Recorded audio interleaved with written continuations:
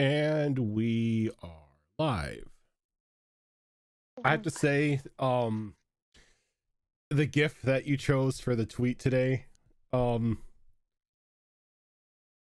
that may be coming back to bite you in the ass. I mean, I'm gonna be safe inside the cart, so I don't know. Because fun times are always had when you jokingly post a red shirt death. We've been talking about red shirts on the ship for so long; it was bound to happen eventually. I was gonna say, look, only one person on the ship has a red shirt, and that's Esteban. I don't know. Do you guys want Esteban to go the route of Ensign Ricky? That's up to Esteban. Preferably not. Well, I don't know. I have mixed feelings about him. He Damn. seems to be in cahoots with Rory to a certain extent. So. Well, I mean, True. Rory is the captain. Yeah, but Look, just because he snuck some hag tomes onto the ship, that doesn't mean he's a bad person. No, I think it means the person that told him to sneak those onto the ship is a bad person.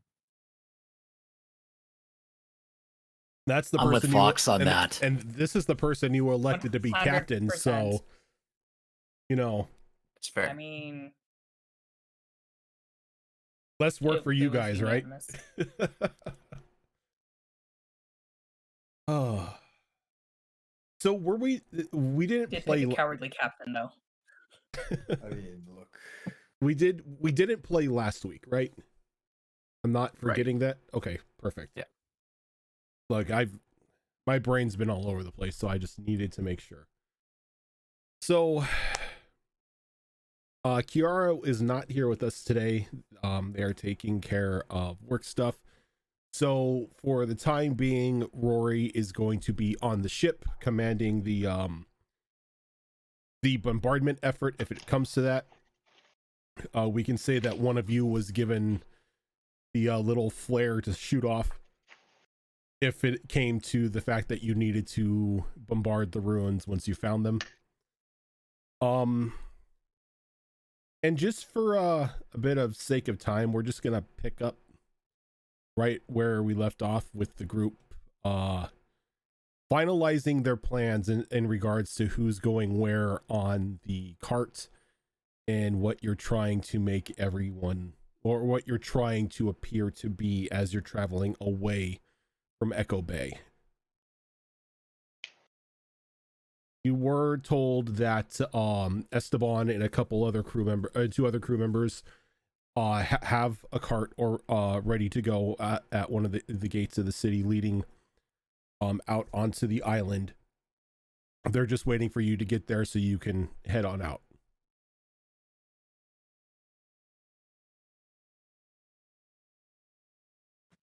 I think we had discussed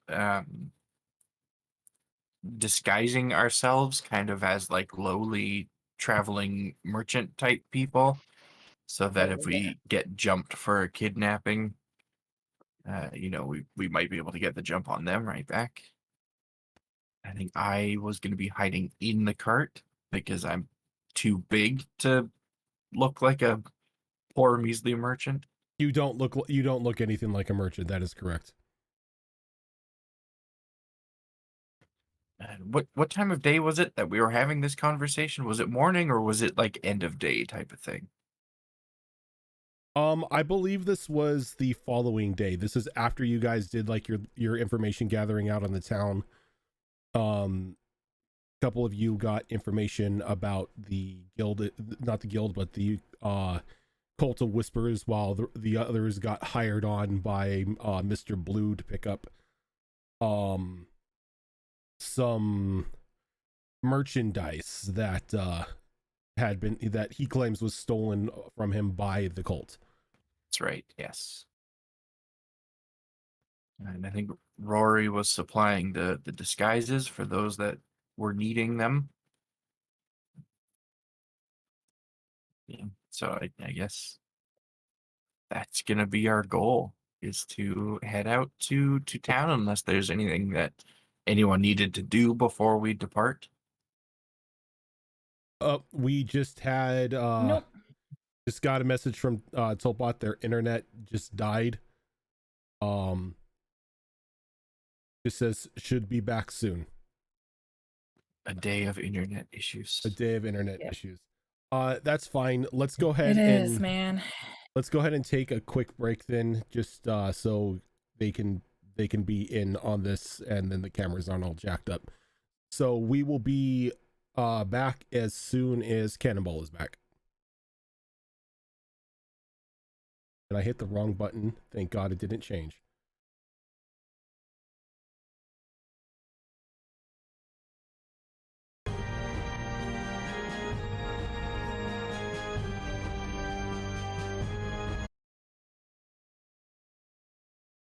And he's back. Fastest Just break ever. kidding. Fastest Just break kidding. ever. Oh, but yeah, that sounds about right for the plan, Fox. And I think like Pearl looks like a merchant anyway, so she probably wouldn't. That was what she did before she was on a merchant ship, so she's probably pretty chill. Yeah, What for about the, our No. bunny? for the most part, like even if you were to travel as you wore, maybe minus Shara, you could Sorry about easily that. pass as like a group, like even a sole merchant with a couple hired bodyguards. Yeah, that's what I was As about that- to ask. I think a few of us can be bodyguards. Yeah, as that would not be something that would be out of place here. I mean, you're traveling out on an open road. If you're a merchant carrying goods, you're gonna have some sort of muscle with you.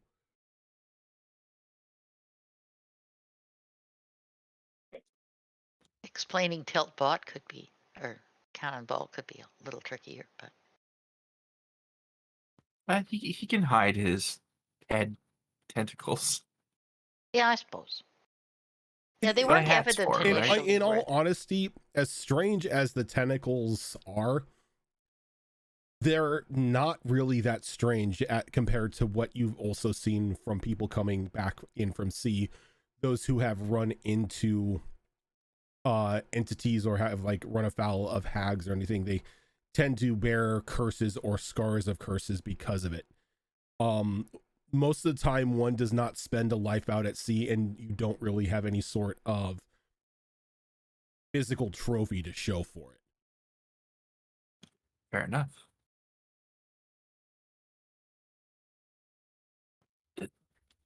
So hey, I don't know like what we're expecting to encounter along our trek here, but like if we get stopped by some people that are, doubtful about us being who we say we are, and they want to like, I don't know, inspect the cart or some shit, just like let them, but give me a signal that they're gonna do it. So when they approach the cart, I can just like leap out and grab them, surprise them, right? I could tap the cart. Be Yeah, like, yep, here you go. Check it out. that would work. And any sort of, audio cue. Does anyone have like a dagger or something? I don't keep blades that small on me, but it could be useful for getting the jump on them. Here you go. You can have my non-disappearing ones. Appreciate it. You can have it back once we reach our destination, which is the cult, right? That's our destination. That'd be correct. To my knowledge. Right. Well, I'm ready to go take a nap in a cart if you're all ready to start this trek. I think so. More than ready, matey. More than ready. Do you have a map, cannonball, that kind of gives us a path or a direction that we can go here? Oh, technically that was given to Rory, so we'll pretend it was given to either me or She gave it to some. She oh gave. shit, Yeah, I forgot her the name. she gave it to somebody in the group, so you guys do have access to like a map of Asborough itself, and it's pretty much heading out of the northern gate out of town. I need to- It would make sense that it probably would have gone to Anyone struggling for names here. pretty much Jenkup. pretty much anyone who has experience reading a map would be able to look at be able to find it. Which reminds me, Fox, I need to get with you because what I want to do is I want to do a bit more of like close-up detailed maps of the islands in general. That way when you guys are on them, there's more detailed information about them, like Yep. more of like the Well, any that's a good outposts idea. or settlements or anything like that, and it kind of like it kind of shows the size of the island itself. That works for me. Oh, Evie's crying.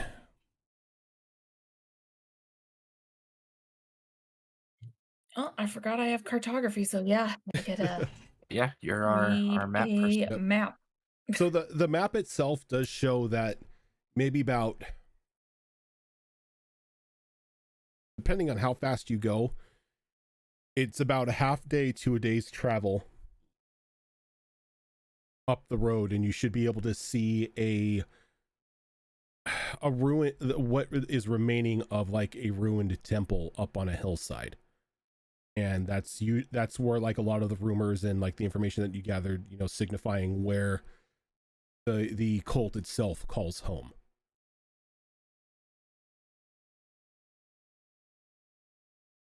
Can't imagine we wouldn't go any kind of crazy pace other than normal to not look so out of Yep. sorts, you know. So Yep. that's 100%. Not We so have crazy. to travel at normal speeds. Okay. So I would say with the cart that you have, is anybody going to be walking alongside the cart, or are you going to be stationed up in the cart? I can walk alongside it. Yeah. What kind of cart is it? Is it like a typical merchant cart where it's just for hauling goods, or Yeah, is it it's like it's a cargo hauling cart. It's nothing Okay. special. It's got like a flatbed back, 4 wheels, a little like gate on 3 sides, and then a hitch in the back that you can lower when you're offloading goods. Aside So it's from not that, Oregon Trail. no, So- it's not Oregon Trail. This is just a very standard run-of-the-mill like cargo carrying cart. Is there anything in the cart? Yeah. There's Shara. Like fake Okay. boxes. We probably want to put some boxes I'm pretty in sure there. we Elizabeth, loaded it yeah. up with like boxes. Yeah, We have to look like yeah, there's make it look like we actually have goods. there are a couple decoy boxes set up in there as well, but aside from Shara, nothing of actual cargo is inside the back. Charlotte probably takes up half the back anyway. Maybe. How much would it cost us to fill those decoy boxes with stuff like potatoes or like super cheap stuff? You would have to spend some time looking around for vendors to be able to buy said stuff if you wanted to try to put any sort of decoy to it. But by around the time that if I anybody was got just gonna close, put rocks in it. if anybody got close enough to try to inspect the stuff on the road, they would be close enough for Shara to just descend upon. Yeah, I'm thinking more about when we leave the gates and stuff like that. They're not really gonna check you if you're heading outside the city. They don't really care. True. Hello, Evie. True. Coming in, that's an issue. All right. Yeah, Rocks it is. Yep. Agreed. Good old Rocks and rocks. sand. Look, these fancy people like the rocks. For You know what? their, I'm not gonna lie. Hmm. Everyone needs pet rocks. I probably would have like maybe a couple of tarps too, to kind of help like tie down the cargo. That way, Shara has a bit more cover. Oh yeah, I imagine she'd be covered by a blanket or a tarp or something. Yeah. Can't have the fish drying out. It's fair. Yeah. Put some sort of arched wagon cover in the back with the tarp. Muir, where are you going to be? Front, behind? What are you thinking? I can really ride wherever need be. A nondescript short rabbit in a cloak is not going to draw a whole lot of attention. Are you more effective if you're up in the cart and can spring somewhere, or Ooh, that's a good idea. like I you've mean, got you can kind of bounce or spring anyway, so if you had some height to start with, would that be helpful? Possibly. There's no I mean, reason probably saying no. fine. You're light enough. You're light enough, yeah. Echo will walk beside the cart as well. Okay. I'll walk. Who's gonna be wait, no, Esteban and the other crew are gonna be actually driving the cart. Okay. I forgot you guys were bringing them along, so. And then before we leave, I just want to grab some bottle of some sort of alcohol just to have on me in case it's in case we need to play a part and she can pretend like she's just too drunk.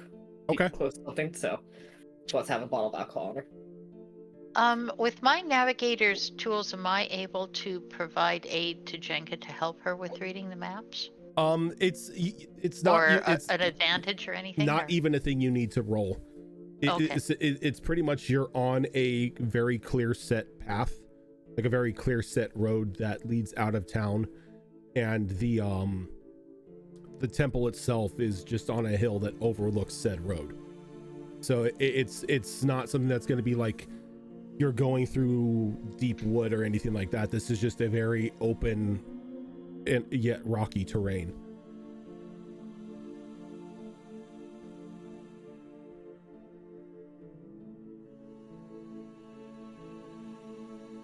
But with that, if you're all set to go, you're able to, like, Esteban and the crew are already waiting for you at the northern gate.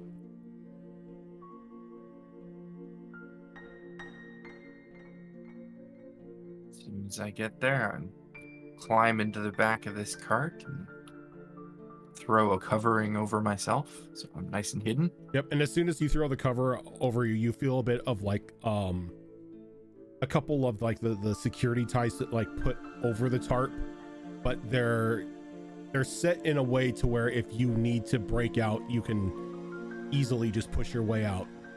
Gotcha. It's all there for show. Question, Yes. Shara. Do you want a dagger or do you want like a Carl-sized dagger? So you mean a sword? Still small and discreet, but like, to accommodate, your build. On sword. second thought, I'll go without the blade. I've got a mouth full of blades. I'll just use those if I need to. I'll use my mouth daggers. Just, tear out the throat so they don't scream. Okay, bye. Exactly. Pulls the tarp down. Remember to go through the throat. Bye. Sever the jugular. Okay. So, since Esteban, the other members are going for the cart, I'm going to be rolling for them. Would like to at least help guide them since I have the map to tell them like where the fuck to go. It's more vehicle handling than anything. As long as they don't pull a Pim, we'll be Fair fine. enough, Phil. Yes. Pim is not along. Pim wanted to come, but Rory sort of nixed that idea and made him stay on the ship. But as usual, Esteban and the two Hikaru that are with you prove to be good enough as you begin to take just this very open road, well-worn, established pathway from Echo Bay up into the north, The coastline is about a good 30 feet away from your from the road itself, and then on the left-hand side, it's like slow rocky hills. Every now and then it goes flat, and then like a bit of like a rocky outcrop will jut out. It's obvious that this place has been formed by years and years of volcanic activity, though there seems to be only about 1 or 2 recorded active volcanoes at this point in time. Hence why they made Echo Bay on the far side of the island, so they don't recreate Pompeii. But the day's journey is pretty much a dull one. You are the only ones on this road the entire time. About halfway through your journey, you can see the rowboat coming out from your ship that is now parked out, not parked, but anchored out in the ocean a bit. And they're making their way down to the beach where the extraction point is, or when you capture these stolen crates.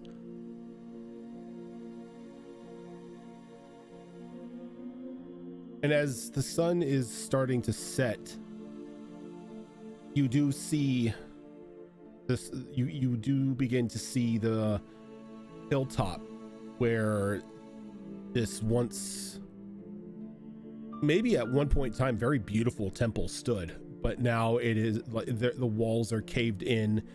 It's all pretty much rubble on top of itself. Like the back wall and like maybe the side, maybe like a third of the side that's facing you at this point in time is standing. Though, as you begin to get closer, you see 2 robed figures walk out from the ruin itself and go to the back end where the hill has the best vantage points over the road. And you can see briefly there's a couple sparks coming from one of them as they light a very large brazier. And the soft purple light begins to emanate from the flames, kind of flickering off into the newly born night sky.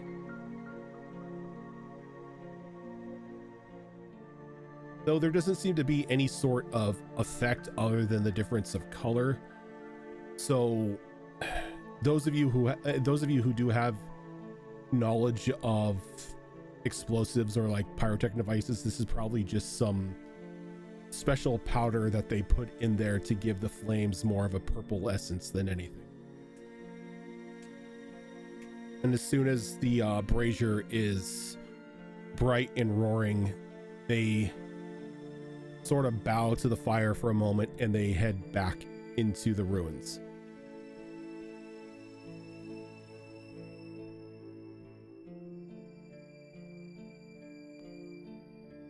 And we had the approximate location of where these crates were that were supposed to be on the lookout for, right? We had the location of where they were left or robbed, or you had the assumed location of where they would be.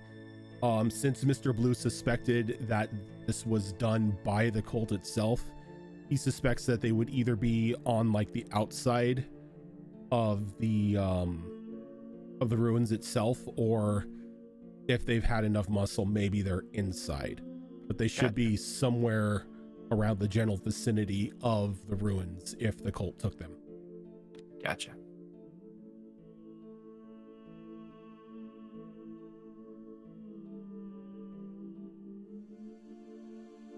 But Esteban brings the cart off to the side of the road and sort of pulls the little handbrake to lock the wheels in place. And he looks over to the rest of you. Well, this is where it's going to get a bit more physical. Judging from the way that outcropping up there looks no way we can take the horses and the carts up that way. We're gonna have to park them here and carry the cargo down. Should it be too much of a problem? I don't suspect.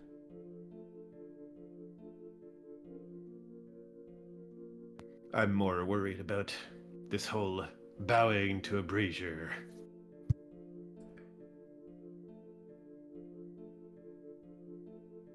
Well, you can always check that out too while you're up there. I mean, my time at sea, I've seen people bow to all sorts of weird things. A brazier is probably the most normal.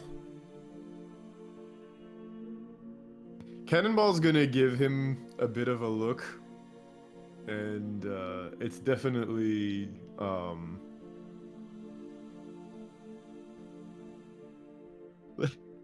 it's a look of, yeah, no, fire gods, nasty. I mean, we once came across the crew that were taking orders and bowing to a sock puppet.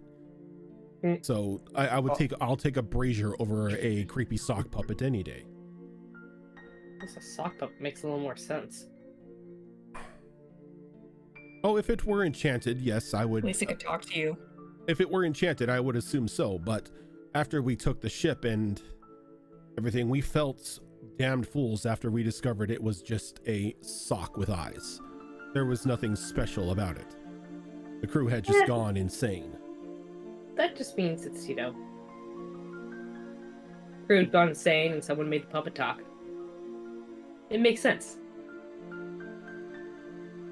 Can I do an Arcana check to see if I would know, if there what sorts of worshippers might be interested in fire, like would perform that kind of ritual? That would be more of a religion check. That's what I was afraid of. Well, what the heck? Can I give it a try? You most definitely can. Alrighty. There is at no point in time I will ever deny people the ability to roll for knowledge about something. Okay, that's a 14. A 14. There is quite a handful of people who would worship things that would maybe bow to a brazier in respect to a deity or entity that they worship.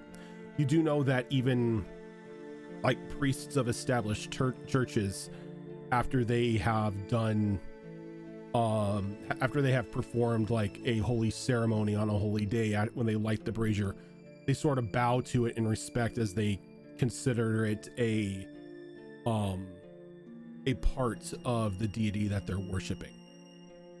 Not that they suspect that the brazier itself is going to give them any fire. It's more of a sign of respect.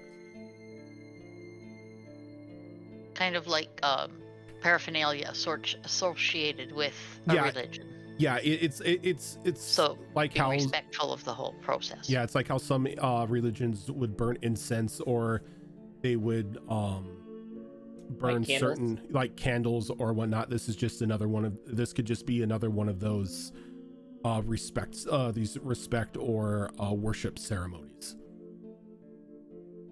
Okay, I will quietly share that information with Cannonball, which I hope will set him at ease a bit. I think we'll have a better idea once we start finding some symbols or iconography.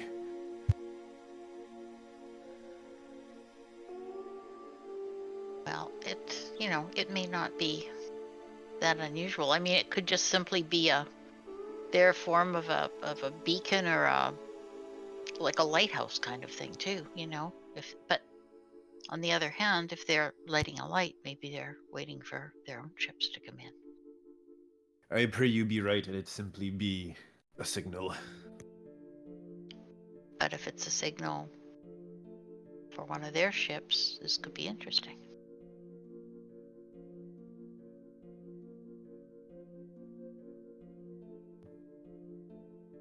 At this point, matey, as one would like to say, the dice be cast. Now, do we want to try climbing up there, or are we going to pretend to make camp and see if they come to us. The terrain itself looks like it would easily be able to be taken by foot. It's just with the random small outcroppings along the pathway, it would either trip up a horse or it would destroy the wheels. But for any of you, it wouldn't necessarily be an issue. It would just be an uphill walk.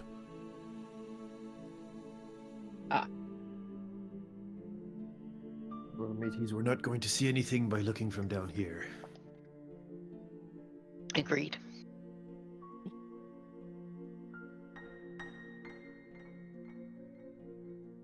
And then carefully Where up we be going. Who wants I to believe. haul the extra large cargo? Should we get Shara out of Oh. the cart at this point? Correct. But without alarming her. Eh,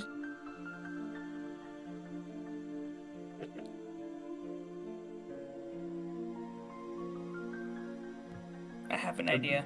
Hold on. I'm gonna go up to the cart and be like, yeah, we need to get the cargo out. Tap tap the cart.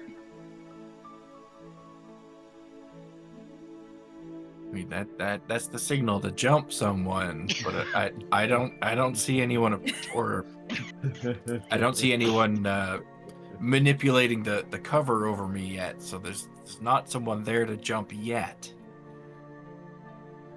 Gotta wait for somebody to get close enough. Kara, I think it's time to come After a out. bit, when something's not happening.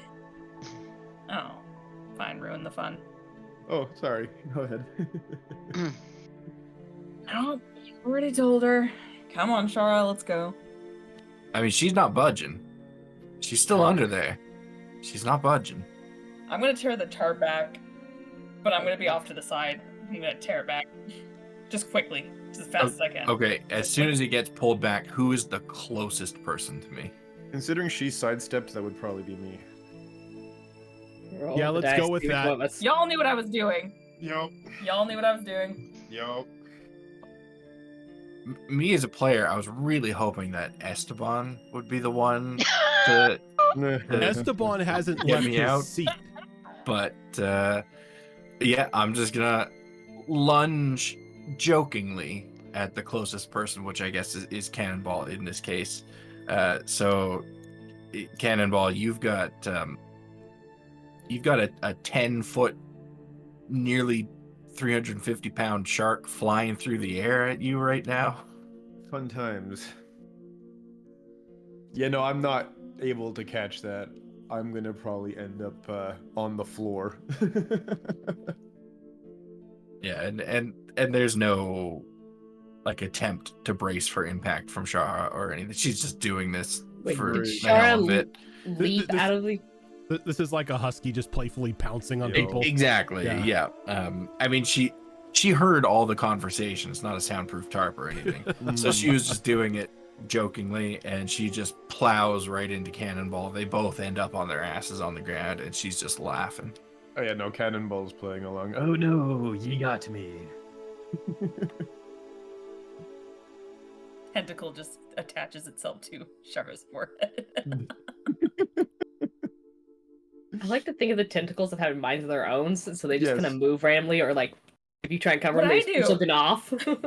they have minds of their own. Oh, that's what I They- was thinking. They do what they yeah, want. no, they definitely involuntarily reflect Cannonball's state of mind. So the whole "oh no, you got me" the tentacles would definitely like fan out like somebody lifting their hands up, like "oh no," you know what I'm saying? That's a great image. It's just like then just like softly reaching out and just like petting Shara's cheek. Yes. It does the thing where it just touches her like shh. Yeah. Yes. But I Yes. guess the question is, your head tentacles, are they the kind that just have like the little suckers on them, or is it the kind that have the suckers with like serrated teeth on them? No, just regular old suckers. We don't have teeth on our forehead. Yet. Yet. I mean, look, I can't talk for the future, but right now. Look, you're currently carrying an old one in your chest as like in like an Uber ride. So who knows what side effect that's gonna have, Yeah. Not to let mention, me tell you, that I guy will came change you. pre-cursed, so here's another one. right? We've known a few characters that like to just carry around curses. Speaking of which, how long has it been since you've been carrying that eye inside of you? It's been like about a week, right? Whatever time it took us to come here by sea, which was what, 4 or 5 days? 4 or 5 days, And then yeah. however allow much me to time we spent Yeah, here, which was 1 or roughly. 2 days. So yeah, 6 to 7 days would Okay. make a lot of sense here. Okay, so about a week. Yep. All right. It was the first day that we got to parsnips, right? That Correct. we got that stuff. So it That's when has we went to the been, basement to the parsnips. Yeah. exactly 6 days. Yep. That's what I thought. Okay. But yeah, as Shara jumps out and playfully pounces on Cannibal, those of you who are still like keeping sort of like a watch around the area, you don't see any other movement coming from the ruins, and you don't see any other signs of fires aside from the brazier that was lit. Mm-hmm. No, I get up and I give Cannonball a hand up and a slap on the shoulder for being a good sport. Appreciate it, matey. So we're going by foot then. At least the last few meters, yes. I suggest we maybe take a look at the brazier before we move in too deeply. Is the crew going with us, or are they gonna stay here and then we'll just, like let them know once we found the cargo? We're here until We you. should probably just keep them here. Yeah, we're staying here until we get the signal, captain's orders. And once we get the signal to move up, we'll bring the cargo down and start shipping it out to the boat itself. Gotcha. There you go.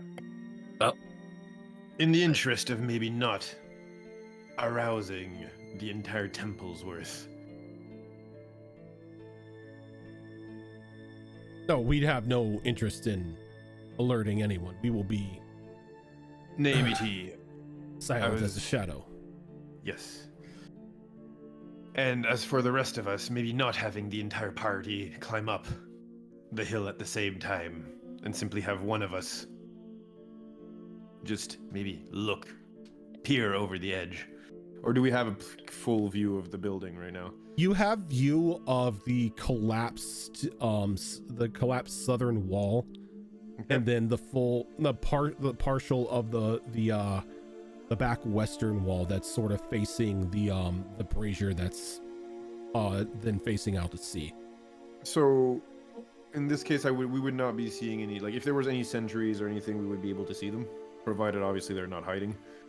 From where you're standing, if there were any sentries posted along the hill or on the roadside or anything, they would be in plain view.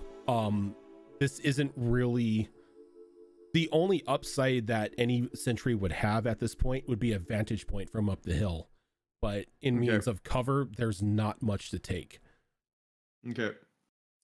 I mean, I don't mind going up there and taking a look if that's what you want, but Simply to make, just to make sure that Yeah. nobody's peeking from a window or something. Do we have a view of the ocean from where we are? Yeah, you have a Okay. clear view. The beach itself and like the sea line is probably about 30 feet from the road where you're at. Okay, I would have my is it periscope? The Spyglass. little Spyglass. spyglass. Yeah. I'm sorry, I periscope the wrong thing. Totally the It's wrong like, thing. damn, you guys got a Marine, submarine? matey. Right? I'm always on a submarine. hashtag Um, goals. Right? Can I take my spyglass out and use that to look along the coastline and sort of out to sea to see if I see any ships or boats that Yeah. I'm not expecting? And you do that. I'm not even going to make you roll for this because it's wide open. The only boat that you see is the rowboat that's coming off of your guys' ship, and they're just now at this moment making landfall.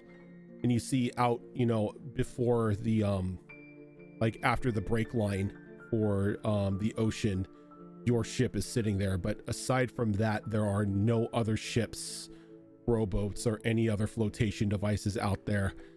And aside from a couple giant crabs sort of walking along the sea line, there's nothing out there tonight. So just to make sure I have the landscape right, if I were to go to where the brazier was, that would give me a look over the ruins and kind of over where we're at as well. If you went up to the brazier, you would be right next to the ruins because you would be up on the hilltop. But being near the brazier, it will give you a clear overlook of the road, and you again just a huge vantage point view of the ocean. Okay. Well, since we talked about someone going ahead, that's what we want to do. Well, I'm going to stealthily try and get up there and take a look. Okay. Real quick before you go, I just want to try one thing. It's not gonna like make any noise or anything, don't worry. But everybody, for just like a minute, try not to think of anything. I've still got a couple hours because I think it lasted 24 hours on that thing that happened to me when I drank too much last night. Yes, you do. So I want to kind of like mentally that was reach just that out. last night. Yeah, and see if I can hear any voices that aren't of our crew. I don't know what the range on this is. I don't know how it works exactly, but So, I heard a whole bar full all of people before, so... that you need to do is give me a wisdom saving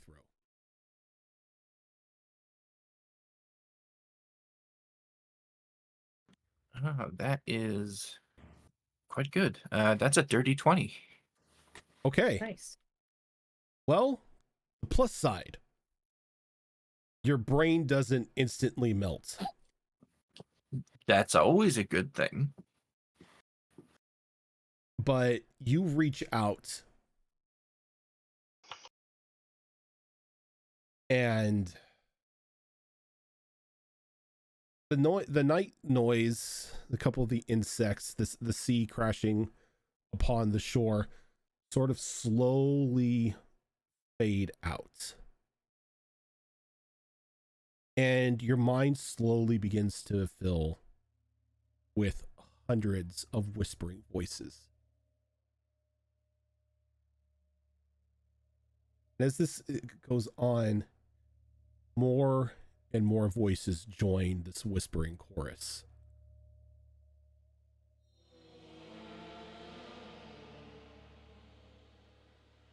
And as this chorus grows, your mind begins to drift, rocking a little deeper into the ruins. And get to a point where there's just this solid wall. The wall itself, this bright pink color.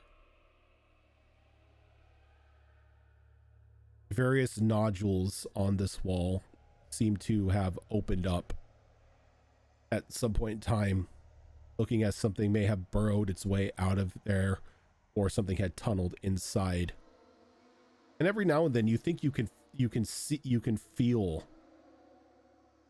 this wall think. And every time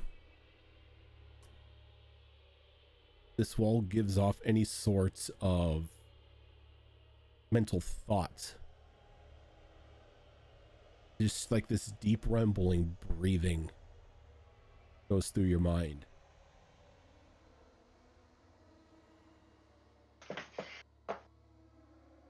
And then all the other voices stop, save for this breathing.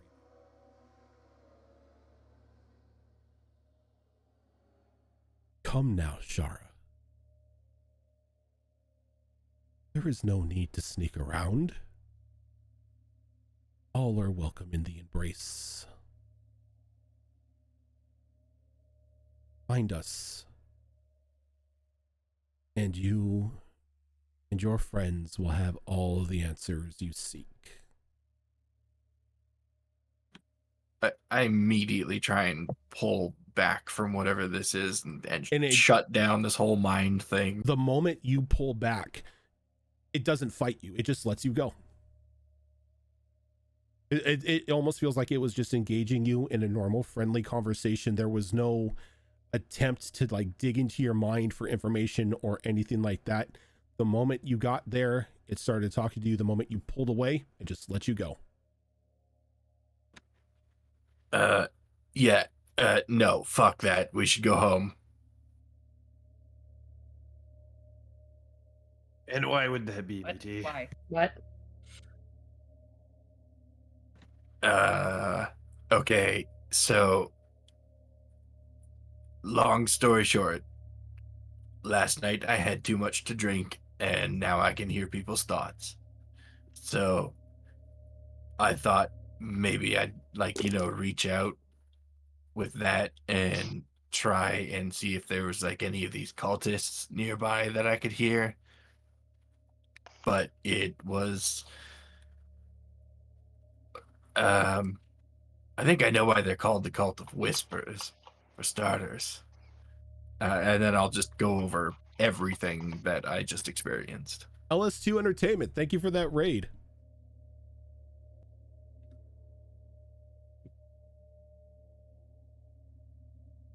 Yeah, so Shara gives you a rundown of the experience that she had just had once reaching out, using what remaining time she had from that little brainworm concoction that she drank back at the bar.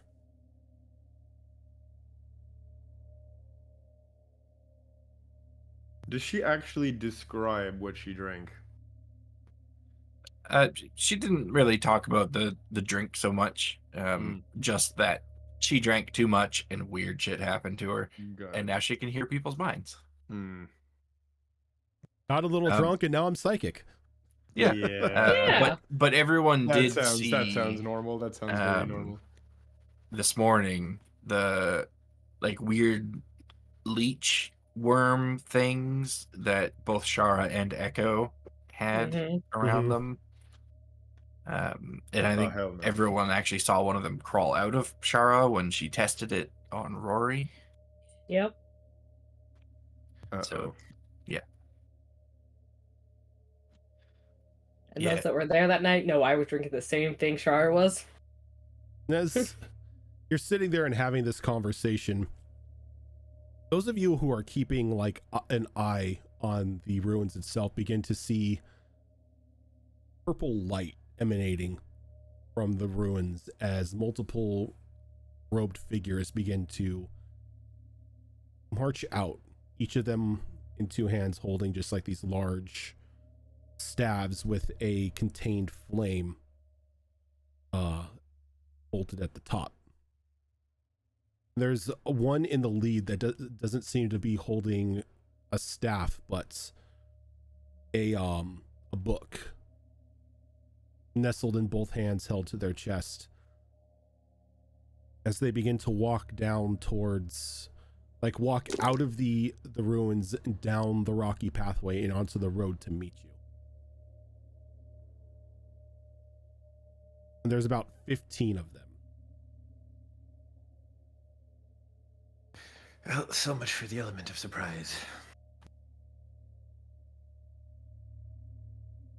As they all sort of they don't try to impose any sort of entrapment or anything. They all stay on one side of the road, lined up side by side, with the one clutching the book standing in the middle of the road,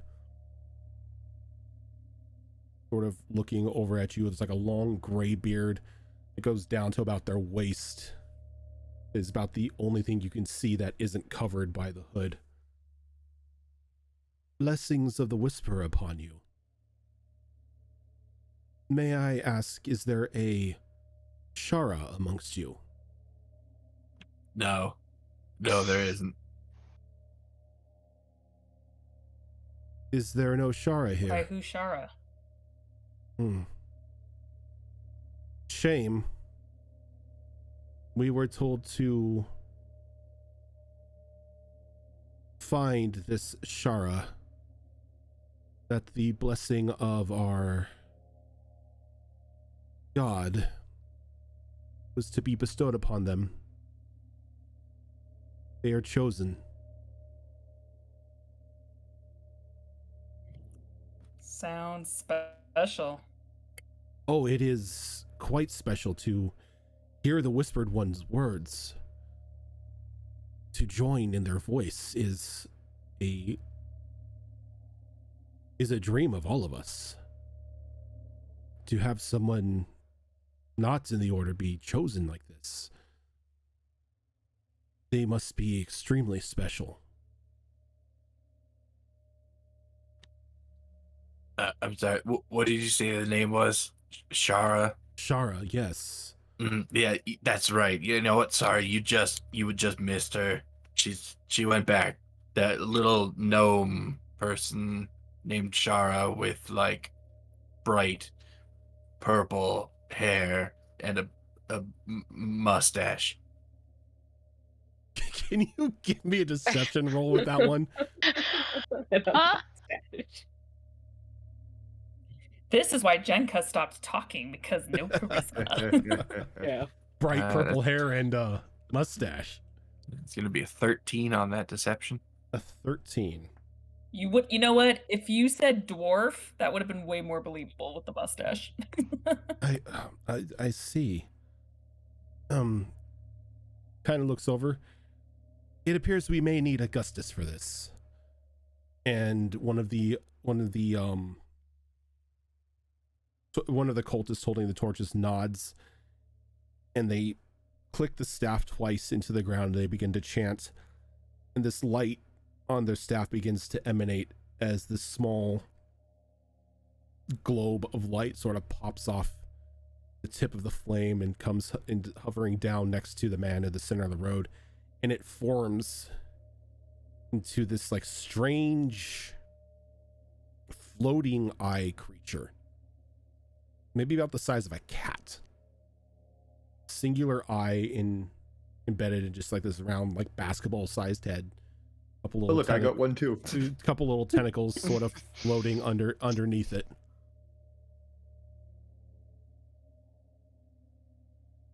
Tentacles are always better on top, not under the eye.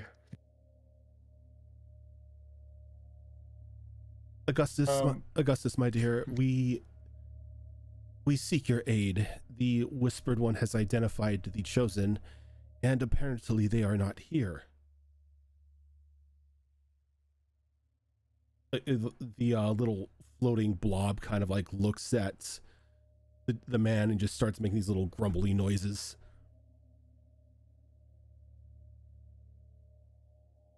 Sort of like turns around and starts like scanning all of you.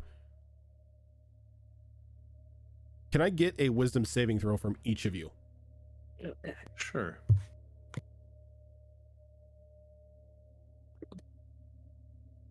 Gosh. I thought you were going to be a nice dice today, but you're not. We got lucky. It was a nat 20. Jenka's gonna do something else instead. Okay. 14. Jenka would like to throw a dagger at this floating eyeball. Nat 20 for a 21. Okay, so Jenka's gonna just chuck a dagger at this thing. Psychic dagger. Go ahead and make an attack. Yeah. 21 total, by the way. Yeah. All right, those of you who made the saving throws, and anybody roll below a 15. I rolled a 14. Oh, Echo did. Okay. Echo got a 12. Pearl got a 14. Pearl got a 14. Okay, Pearl would pass.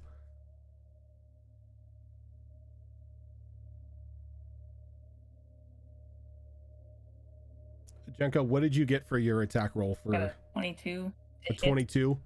You just chuck this 22. dagger and it hits it hits the little floating eye as it kind of like looks like, as it's looking around, it sort of points like a singular tentacle at Shara before the dagger sort of like embeds itself in its head and just pops like a balloon. And then like the dagger comes, like it just goes crambling to the floor, and a little bit of noise is made from it, and the gentleman in the center row kind of looks at you. He's like, there was no need for that, miss. Augustus is harmless. But I felt the tickle. I don't need something in my mind. Thank you. apologies. I should have warned you all that Augustus tends to look inside for the truth. And we must thank one of you for revealing the truth to us. Miss Shara. And he just looks directly at you.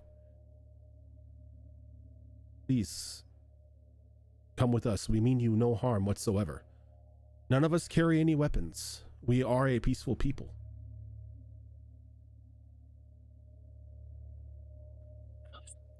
I don't think I want any sort of like blessings from your god or anything.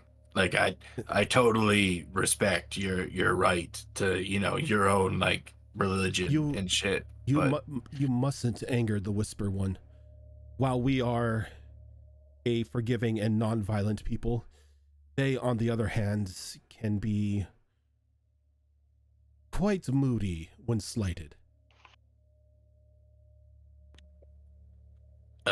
Is there a way to, like, you know, respectfully decline? Because I'm gonna be honest, I think I saw your god, and it was not my cup of ale. You saw the Whispered One. Yeah, like the big like wall that talks with holes in it. No, you misunderstand that vision. That's simply a door. That's a door that we erected to keep outsiders from getting into the Whispered One. It's meant for their protection and yours as well. Only those chosen may pass between or pass through those doors. Right. I'm gonna have to defer to my group here because, you know, I'm under contract for a job, so if we detour from our course, they have to agree to it first. And one of the other cultists on the side of the road comes up to him. He like sort of whispers into his ear. Ah, yes. I am told that some of you were seeking knowledge in town about us. We would happily share whatever information you're looking for. We are not a secretive people. But it's best not to do it on the side of the road this late at night. There are dangers that wander these parts. And what type of dangers be that? Dangers that tend to enjoy making meals out of those of flesh. Wolves, rock lizards, bullets, that sort of thing. Things that we'd rather not encounter at night.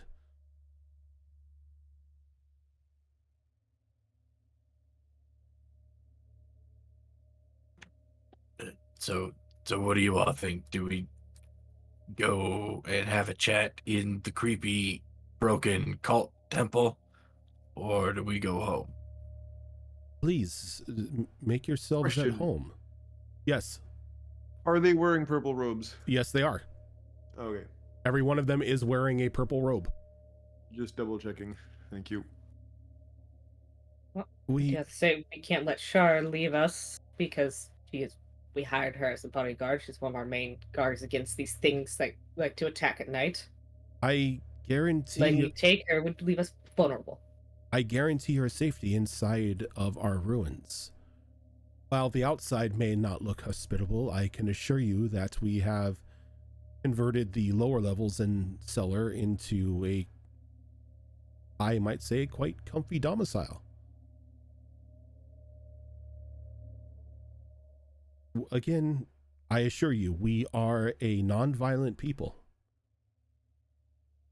I'll say this, matey. A few people have tried looking inside before. They don't like what stares back. I suggest you stay out of our minds.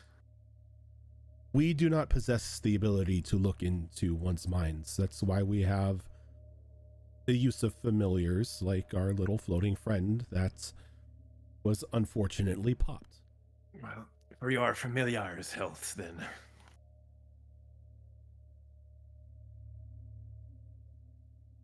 That being said, we will keep that in mind, and we will not invade your thoughts.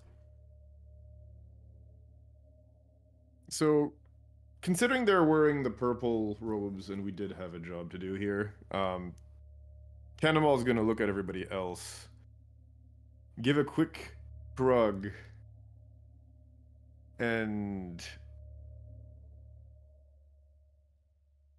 I mean, this still looks like a way in that was easier than what we originally anticipated. At least it gets us in. So Cannonball will definitely look at everybody and simply say, well, mateys, camping inside or outside, I prefer inside. Less weather issues should it rain.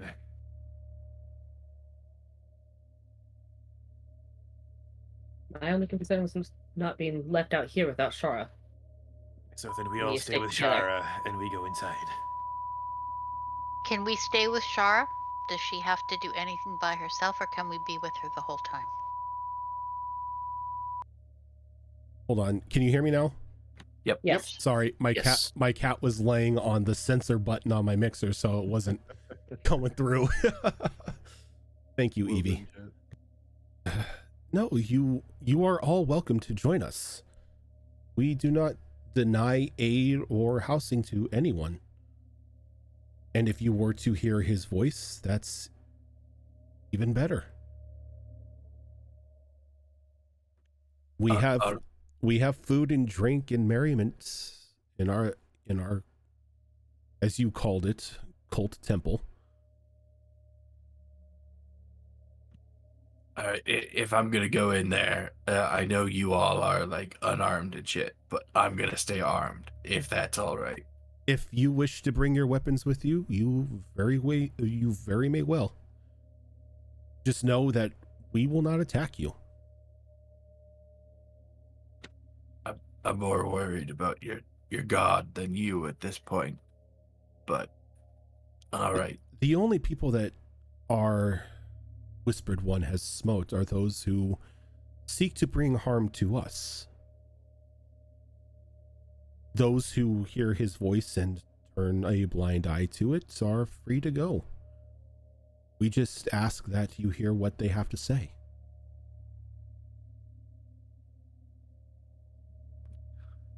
All right, if this is what we want to do, then let's go on in. But I'm gonna stay, on high alert. And I'm sure we'd love a tour of your facilities, matey. As we shall provide. Our home is your home. We shall see. So I'm assuming we're following them in then. Let's see Okay. what happens. For better or for worse. I mean, look, we Look, can we wanted fight to get them to get kidnapped. in and then fight what's inside, or we can walk in and then fight what's inside. I just see this as one less fight. Or, fight what's inside and they all join in. I mean, look, that's why we have a flare and we can just level the temple if we have to. Gotta thin True. the herd sometimes. You know? So if I'm the one that pops that flare and the bombardment kills everyone, does that still count as me soloing a fight for my comment card? I mean, technically. Technically, I mean, Thanks, I don't Shara. know. Thanks. I don't know. Because you're technically not the one killing the people.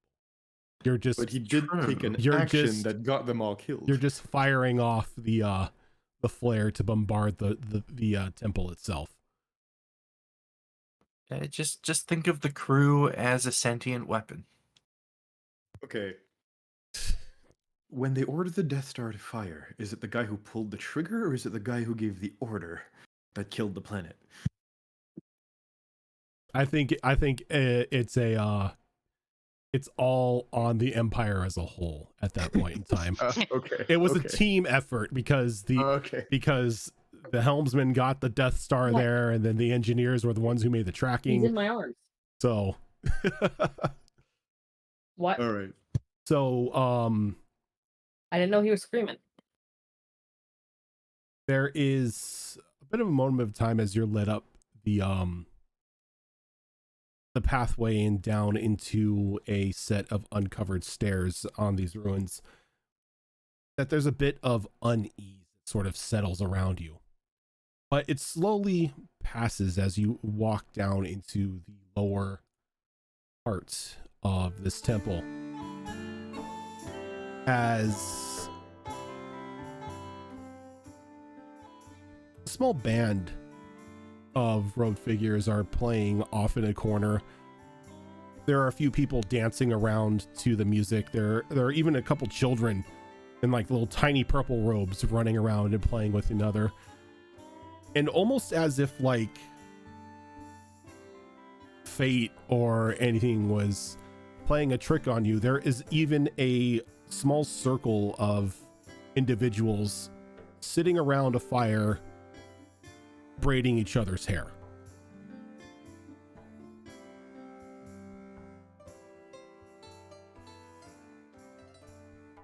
But the lead cultist sort of walks down. He pulls the hood of his robe back. He's a human man, late in his years, long gray hair, very long gray beard. Sort of sets the book on a small pedestal as he turns around to smile to all of you and opens his arms. Welcome to our home. There's food, beverage, merriment to be had. There are rooms in the back for sleeping if you need.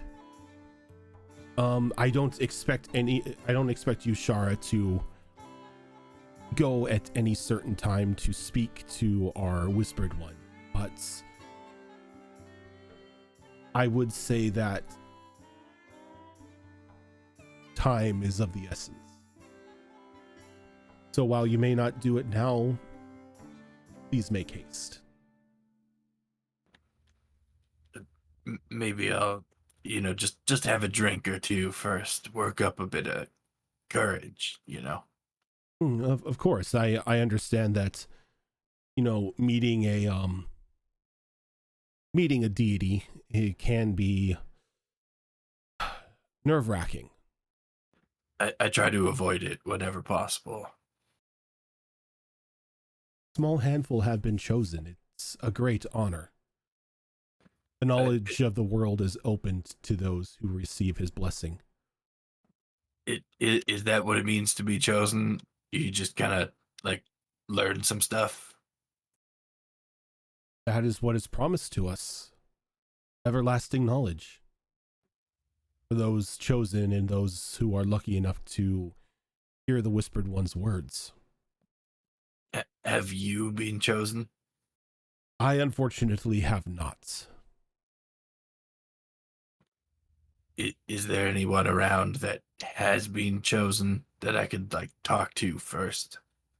Those who are chosen remain with our Whispered One. Not to say that they are trapped, but they are granted access to quarters that the rest of us are unworthy to enter. I see. As a chosen one, though, you have full access to enter those quarters at any time.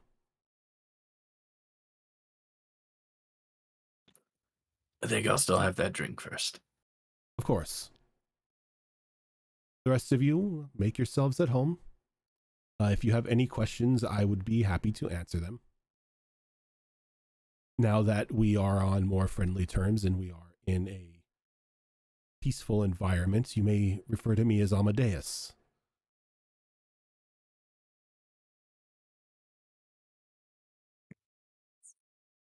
So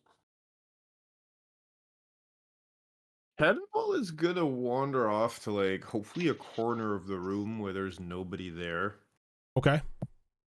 And walk all the way into the corner pretty much. Just as far into the corner as he can without no clipping. Pretty much. Gonna just open up the shirt and just tap and mumble something under his breath here. All right, what do you mumble?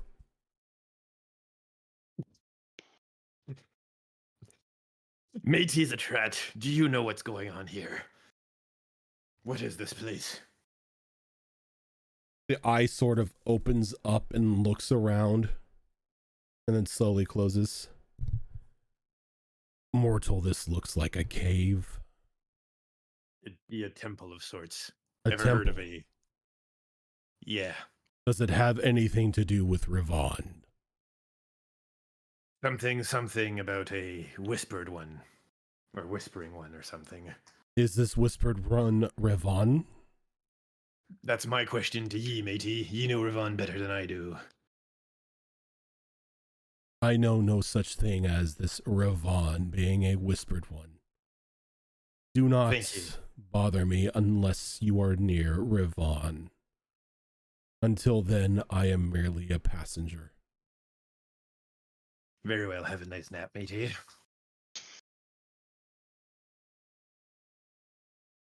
Internal cannonball monologue. Some freaking use this thing is. Look, at this point in time, it's got a one-track mind. That's revenge. Oh, fully understood. I'm just gonna have to spend a bit more time to coax it into understanding that being useful expedites it getting its revenge.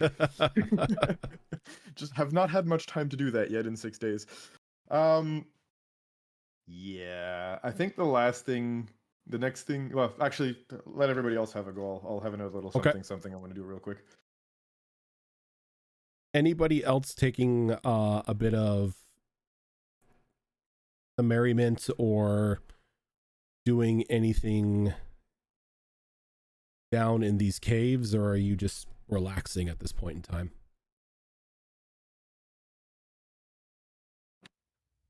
I'm certainly gonna have a drink or two. Relaxing, but super like alert.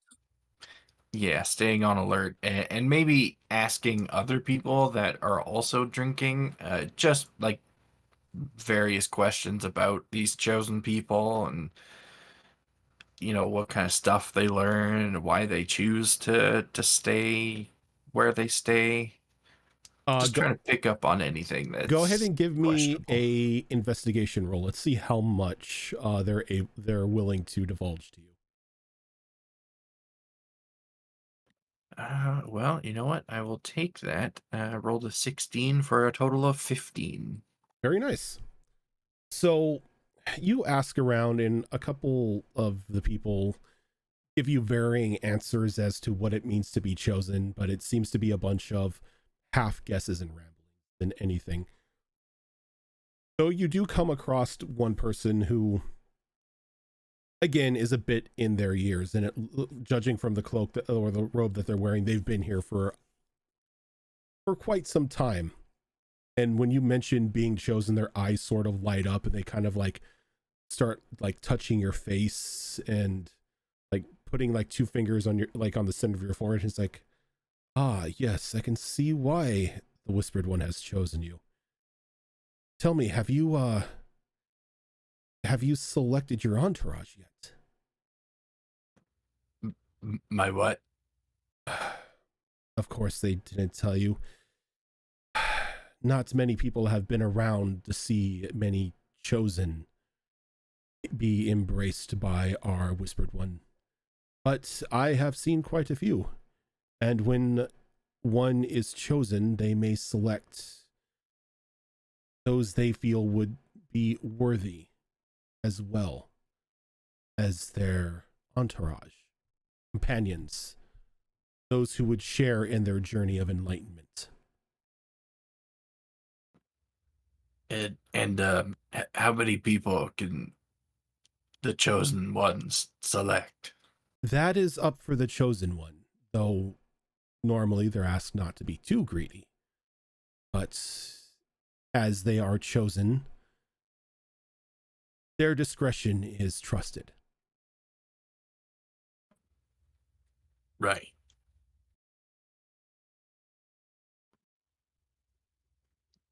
And is there any like specific type of people that your deity frowns upon? I don't think the whispered one rejects anyone. The only time that he seems to be upset, or as you put it, frowns on somebody, is if they become violent towards his followers. Then, much like any dedicated deity, those individuals are thrown into the wrath of an angry god. But our Whispered One is more of a deity of knowledge and enlightenment, and not wanton acts of violence.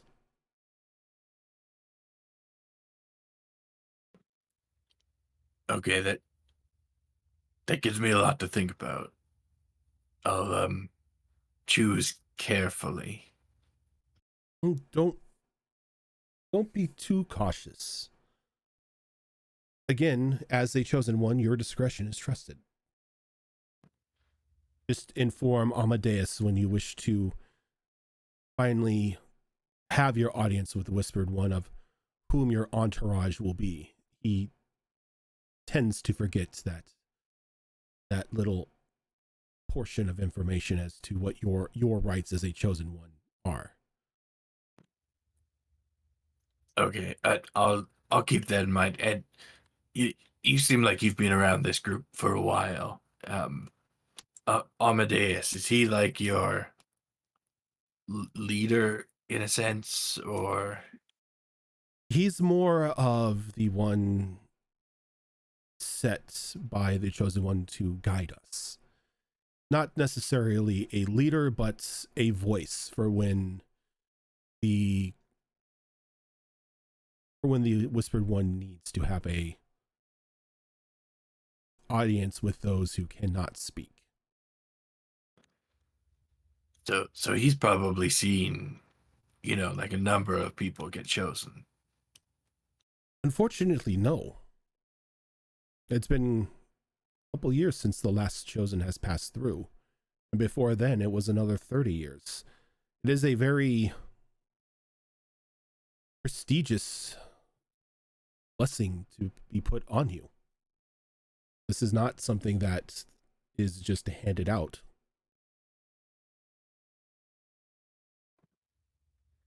Do you think Amadeus is mad, like secretly mad, that he hasn't been chosen? Like he's kind of been chosen for a specific job, but he hasn't been chosen. I would not know. I have not seen any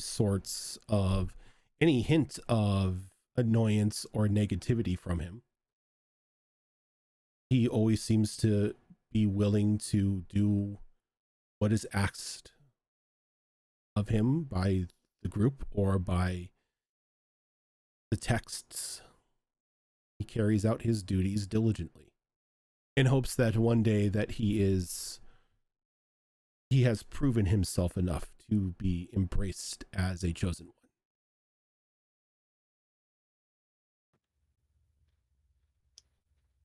And you haven't been chosen yourself, which is why you're still here, right? And not in the secret rooms. This is true. Though, Zoro dropped. Though looking at it, it is 9 o'clock. So we can go ahead and take there's Zoro. We'll finish up with this conversation and then we'll go ahead and take a short break. No, I have not been selected as a chosen one. But I serve the Whispered One in other ways. I am along in my ears. I am almost on the cusp of death, as you can say. So my duty is to guide and look after those of the younger generations to ensure that they better serve the Whisper One's intentions. Well, I gotta say, you're putting me at a lot more ease than Amadeus did. Like I don't mean to, put any dissent in the ranks or anything, but I think you'd be better for the job that he's got. I had the job before him, but as I said, I am along in my years and can no longer perform the required duties of someone as a speaker. So I play more of a background role. Well, I appreciate the help. I'll think about this entourage thing and let him know before we proceed. As is your choice. And I'm gonna go get another drink. Okay, so I think with that, now we will take a quick break here so we can get up, stretch our legs, all that fun stuff, refill our drinks, and then we will come back with the second half of the stream. Excellent.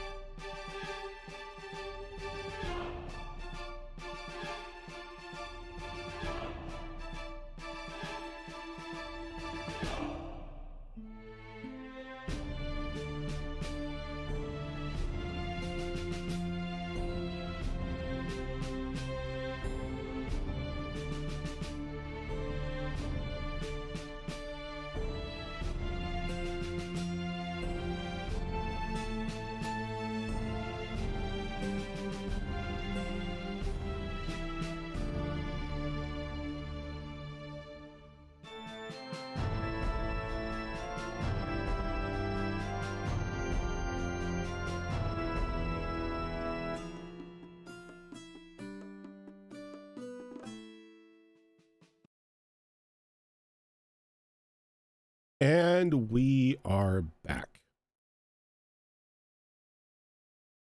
Welcome back. Now we're fully back. So, I had Discord minimized. I'm like, wait a second, the cameras don't line up.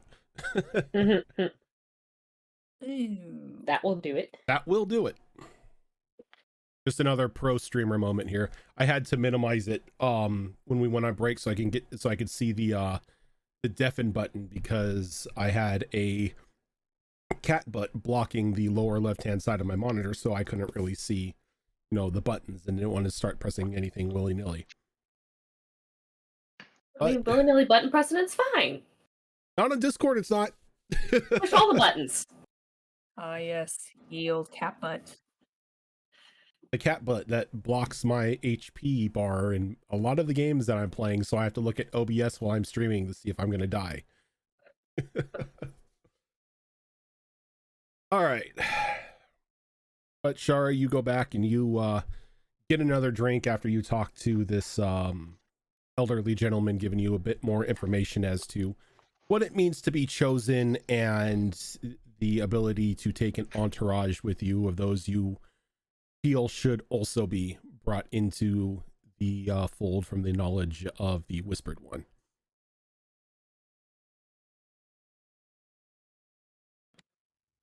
Okay. And I think after I've got my other drink in hand, I'm going to wander over to Muir. What's Muir doing right now? Muir does not trust any of this. Muir is ready to murder at the drop of a hat at the moment.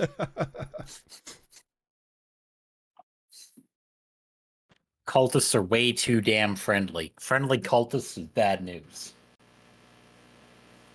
So I'm gonna wander over to Muir, and I'm gonna sit down next to them, so I'm a little closer to eye level, and just kind of stretch it. Oh, there goes Tillbot this time. Today is just Word F. all kinds of technical issues. The internet seems to be really shoddy at the moment came for a back lot of pretty people. quick. Yeah. Yeah, I don't know why. It's He's just on the one other those side of the days. country, so it's not a regional thing. Meets just boonies and a little bit of weather. Likes to F all the things up. That's would how it depend that's how it used where to be it's my being routed? That's how it used to be for my internet connection before we switched. Was like the wind would gently blow and our internet would be complete crap. That's how it is here, unfortunately. No, for us, it depends what trunk line he's coming off of. If it's being routed via Toronto or via Montreal. Vancouver. There we go. Holy crap, that took way too long. There he is. There he is. I'm back, sorry. It's all good. Just having one of those janky internet nights. We've all been there. Mm-hmm. We've all been there. Oh, yeah. Many times.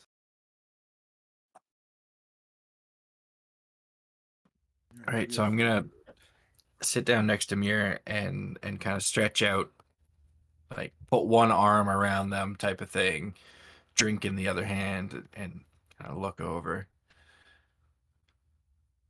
How would you like to be chosen? Chosen for what? To be a part of my entourage. You're what? I'm allowed to bring people in with me, apparently. Into what? Into the secret chamber of whispering things. The place where the main guy is, the deity. I don't know if it has a name or not. The one that's gonna bestow endless knowledge upon the chosen or something.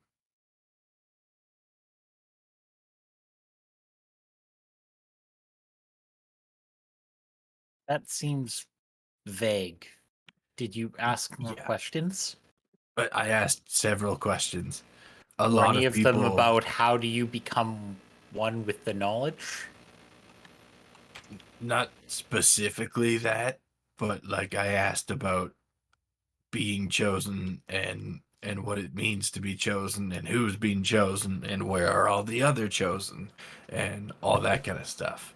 What if being chosen means you get to become one with permanently? They said I Eaten. could decline.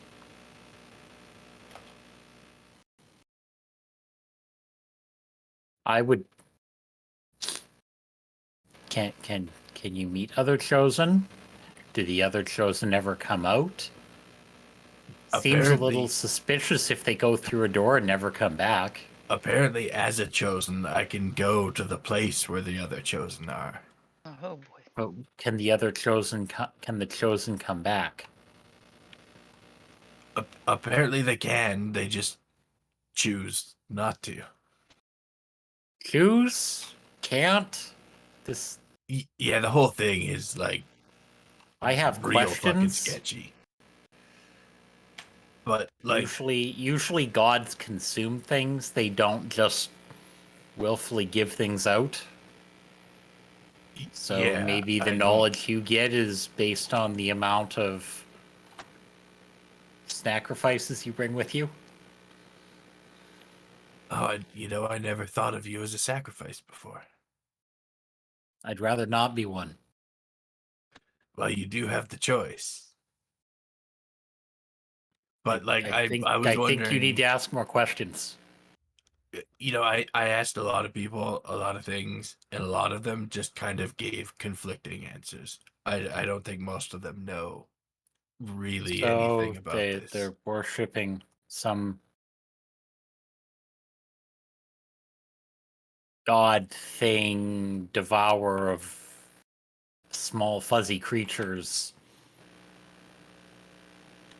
Pretty standard religion stuff, honestly.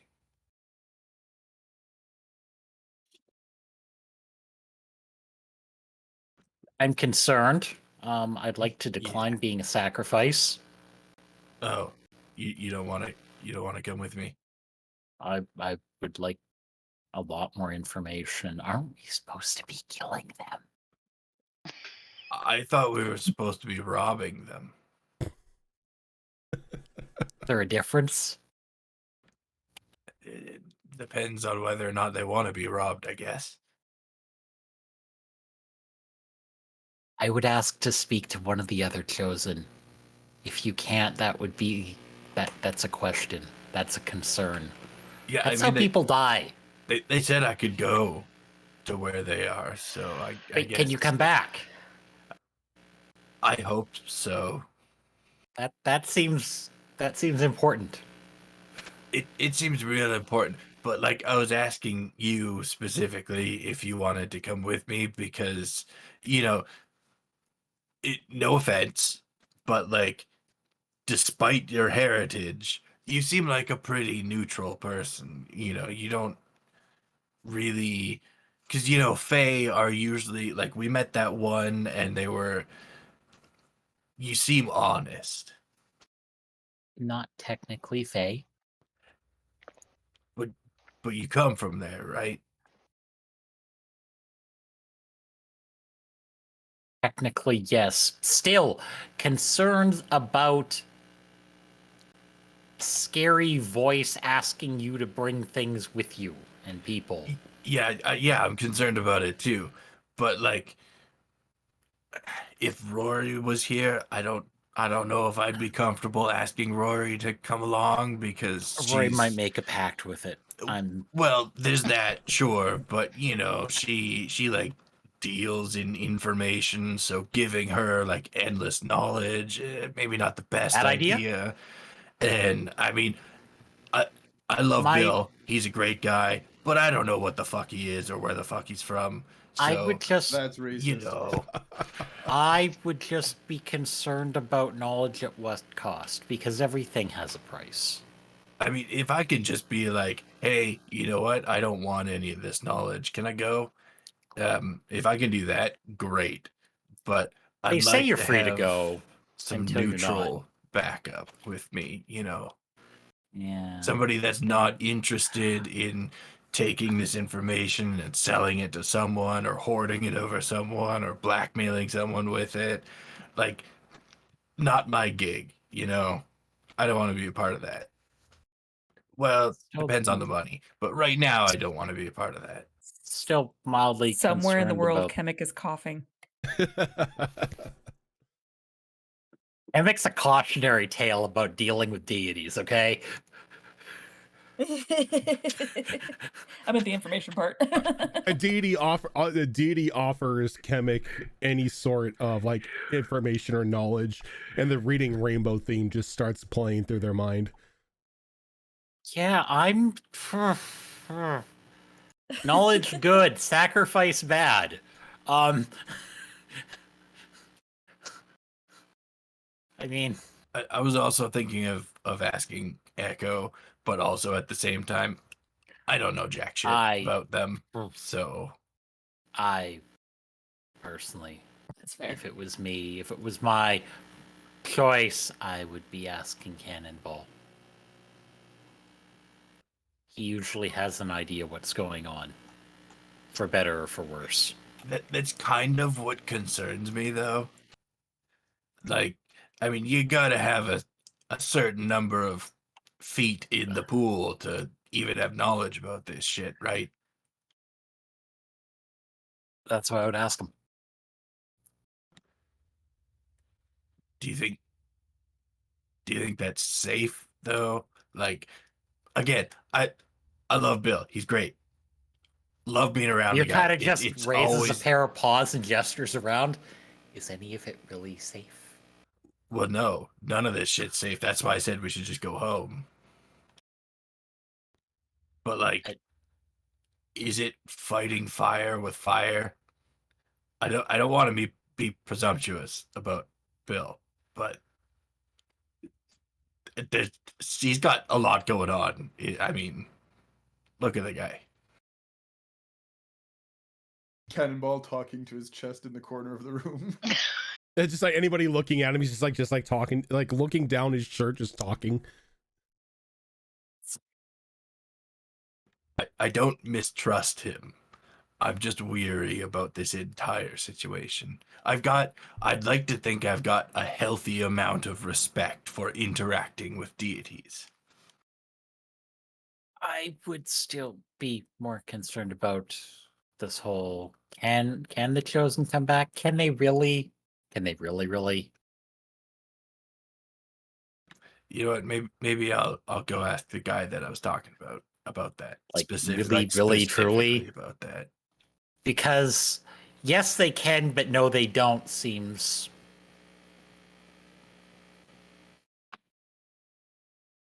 You know what? Dangerous? Maybe I'll get Amadeus and the guy that I was talking to like together, and then I'll ask them both directly, because this Amadeus guy seems like super eager to feed chosen people to this deity, but this other guy seems like he's the type of guy that would, keep Amadeus in check when Amadeus is being too eager, you know?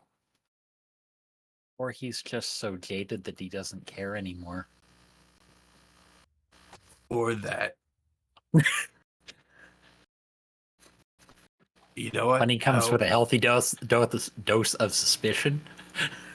How about you and I go ask them together? Okay. So I will go round up Amadeus and the other older gentleman that I was talking to, Okay. if they're available. Yes, they just together. seem to be just hanging around, talking to a couple of like the other fellow cultists. Amadeus, at least, the older gentleman who you didn't get their name, is still sort of sitting off in a corner in their chair, just watching everybody do their thing. I'll round them up and approach them with Mir. Look, I've got just a couple more questions about this whole thing, before I go speak to anyone. Of course. Not being an outsider and being chosen must be fairly confusing. Those of us inside the embrace of the cult know what to expect and know what's expected of us, but it must be, completely alien to someone such as yourself. Yeah, I mean, like before 2 days ago, I didn't even know you guys existed. So there's that. Also, the other chosen people, they're like hanging out in the secret place beyond the door, because they like choose to remain there or whatever, right? Yes, they are connected to the world's knowledge, but our belief says they are free to leave anytime they wish. Right, your belief says that, but are they actually free to leave? My mistake. Our teachings say that they are free to leave anytime they wish. Have any of them ever left? One, and this is like the older gentleman that's sitting in the chair. One of them had, but that has been probably a good 60 years ago. They met with the Whispered One. The information was given, and then he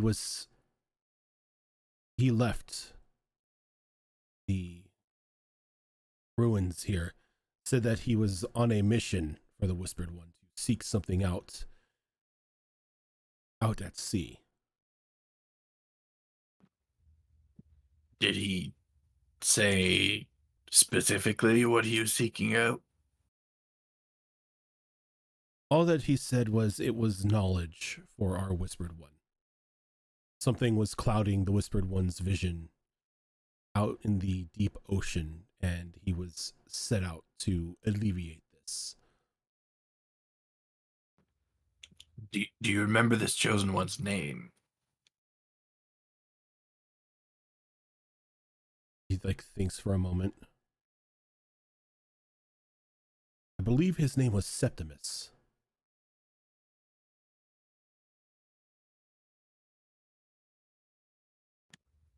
Does that name ring any bells from any stories that I may have heard, any legends or tall tales that have been passed around the docks, anything like that? Go ahead and give me a history roll.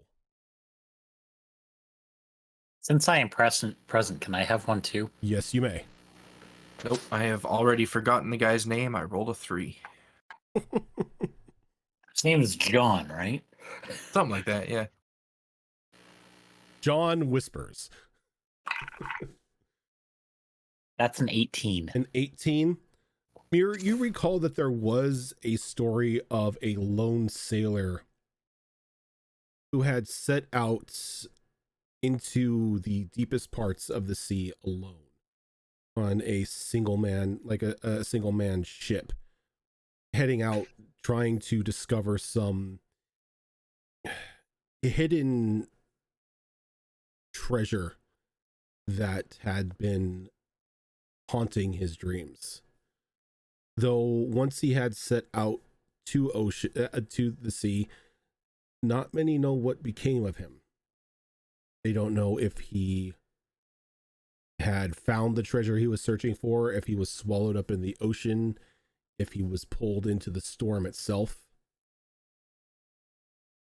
But there was something about this Septimus person that seemed to give them knowledge and insights of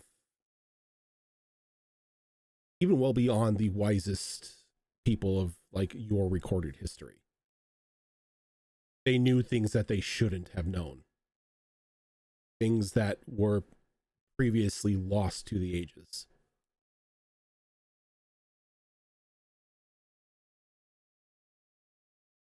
You're muted. Sorry, do I recall any part of the story about said person being absolutely, like, stark raving mad? He wasn't necessarily stark raving mad, though he seemed to demand to be left to his own. When purchasing the ship, he did not want a crew. He did not want even another person on board with them to help with the duties. He was adamant that he would be able to operate and man the ship himself, and that this task had to be sought out by him and him alone. So, not completely mad, but well on his way there. In the eyes of an experienced sailor, yes, definitely a madman. Anybody who would want to sail out that deep into the ocean alone is pretty much signing their death warrant. Okay.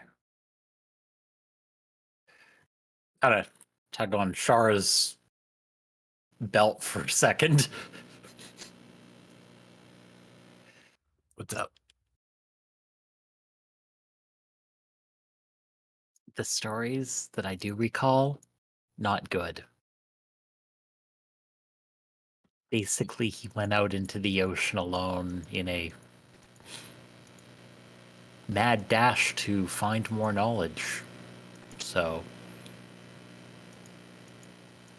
That sounds like a story that ends with "and he never returned." that is how it is. How do you know? I've heard similar stories about people, they all usually end up dead somewhere. So I don't want to maybe end up so dead much somewhere. knowledge that you lose your brain. I would not assume that anyone who had lost their grasp on reality would have been allowed to leave on such an important mission. The Whispered One does not mistakenly choose those selected for tasks. They are given a task because they have the ability to complete them. Has he ever returned? Septimus. Yeah. If our teachings are true, it does reveal that he did return 60 years later.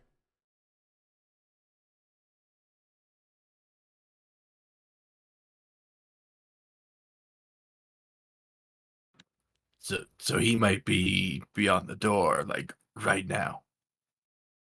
If the tales are true, yes. As the man sitting in the no chair, one knows. The man sitting in the chair is like, I would have been around at that time. I would have been the speaker. I personally have not seen this Septimus return, though there may be an entrance into the Whisperer's domain that I am not aware of. That's only the chosen know of.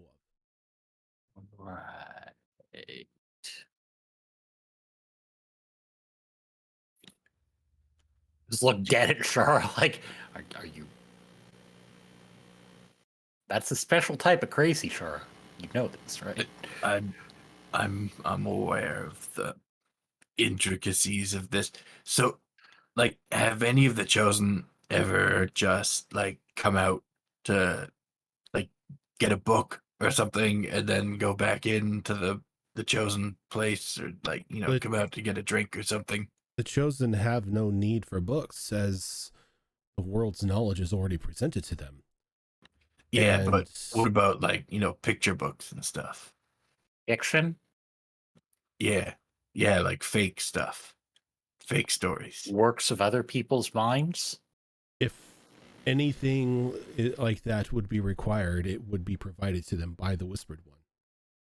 Sustenance, on the other hand, I would assume that there is food and drink provided, as one cannot solely survive on knowledge alone. Sounds like a whole lot of speculation going on here.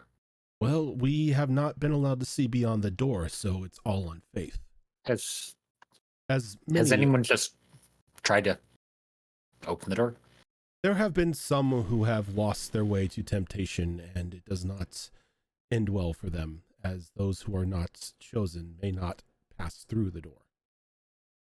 May not, cannot explode when they try. May not. It is, of course, but a door.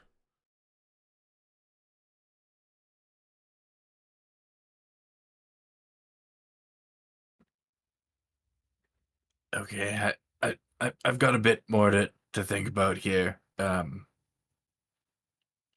Mir, that the invitation is still open.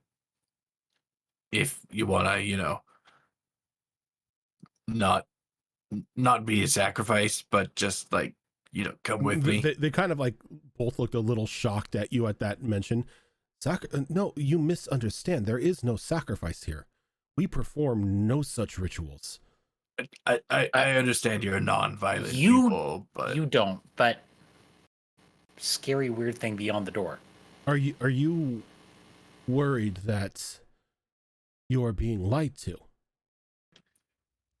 Not by you. I think you believe every word you're saying. I just want the other half of the information. You know, we can only give you what we know and what we have been taught. All other information would have to come from the Whispered One themselves. And as Shara here is chosen, when Shara wishes to receive that information, she and her entourage are free to pass beyond those doors unscathed. But be sure that you bear Shara's invitation before you pass beyond those doors, as your safety is not guaranteed otherwise.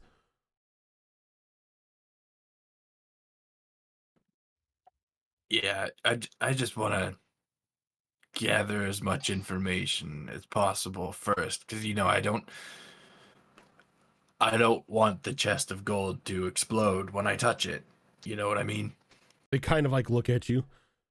Been there, done that. We have no exploding chests of gold. It's a what's the word? Meta thing. A phrase. Metaphor. A metaphor. Yeah, that's the one. That's the one.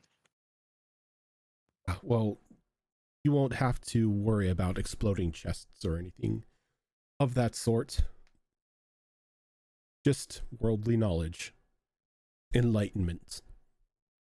Yeah, that sounds concerning. Mm-hmm. So, Mir, what do you say? Huh? You want to come get enlightened with me? I don't want to have my mind exploded.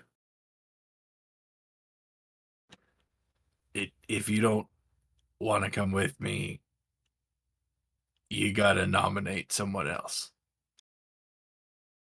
It doesn't have to be only one person. You can bring as many as you wish. I want to bring probably at least two. I just want to be cautious about my choices, because, you know, It's not that I don't trust the people I'm with. It's just that, I've only really known them for like 10 or 11 days. So I want to be careful. And I mean, we can always just come right back out, right? Right? This is true. Right? Yes. Right? Yes. If the teachings are to be If believed. the teachings are true, and we believe them to be true, you are allowed to come and go as you please. Just as we in here are allowed to come and go as we please, the chosen are allowed as well.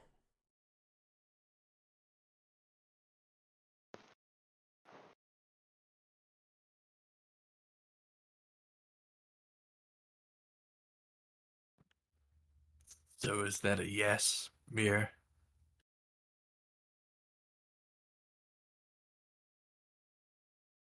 Who else? That was going to be my follow-up question. I'd like to bring at least one other person. Who are you feeling good about? Pearl? Someone Echo, in the knowledge Jinka? of magic and strange happenings. I still say Cannonball's the one we need to ask. If he thinks it's a bad idea, it's probably a bad idea. That is fair. He does seem to have decent judgment about that. Like when we came across the hag shit, and he's just like, yeah, no, burn that shit to the ground. Probably the right call. Which I'm glad we did, by the way. Yeah. Don't need any of that aboard the ship.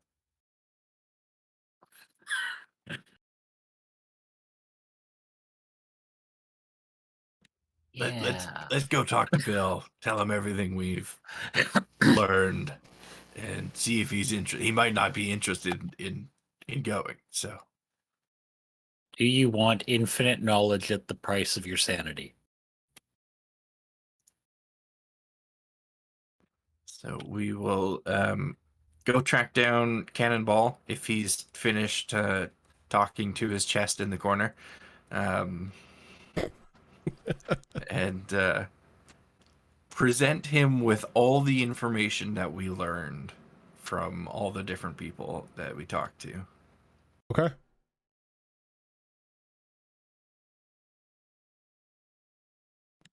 And ask if he's interested in going beyond the doors. And what does Cannonball say?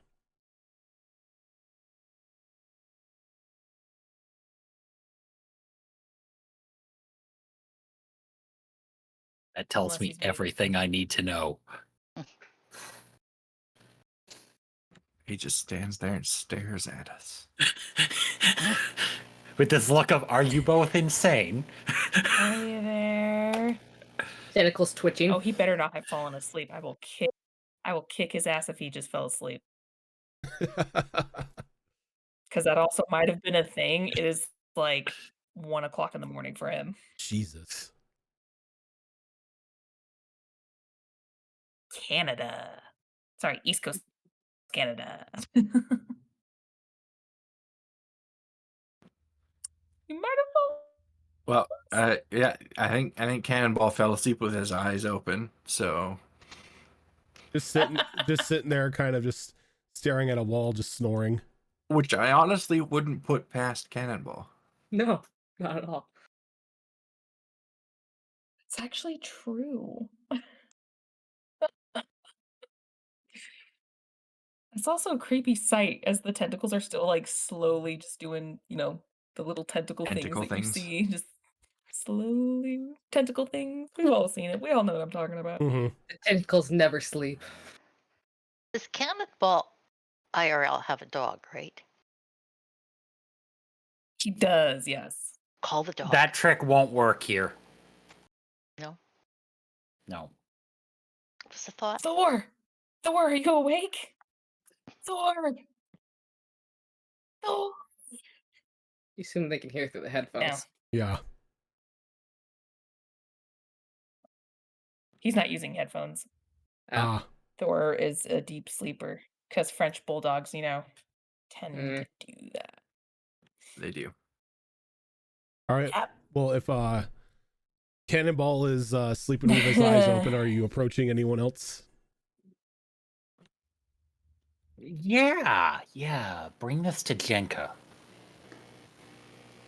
All right. So once we realize that Cannonball has fallen asleep with his eyes open, we will go over to Jenka and provide her with all the information that we learned, as well as the stipulation Nope. that. Okay, we won't even get to the stipulation. So how far through does Jenka basically go? Absolutely not. Like the second you say, "Hey, do you wanna?" Nope. That's fair. That tracks. Yeah. I don't want anything to do with it. I don't want to be part of it. I don't trust it at all. My dagger finger's getting twitchy here. I don't trust any of this. It's all a lie. They don't know jack shit. That's a fair assessment. And according to them, their texts tell them, and it's part of their beliefs. Oh, I'm so glad they believe everything that's written down. Mir's eye is twitching at this point.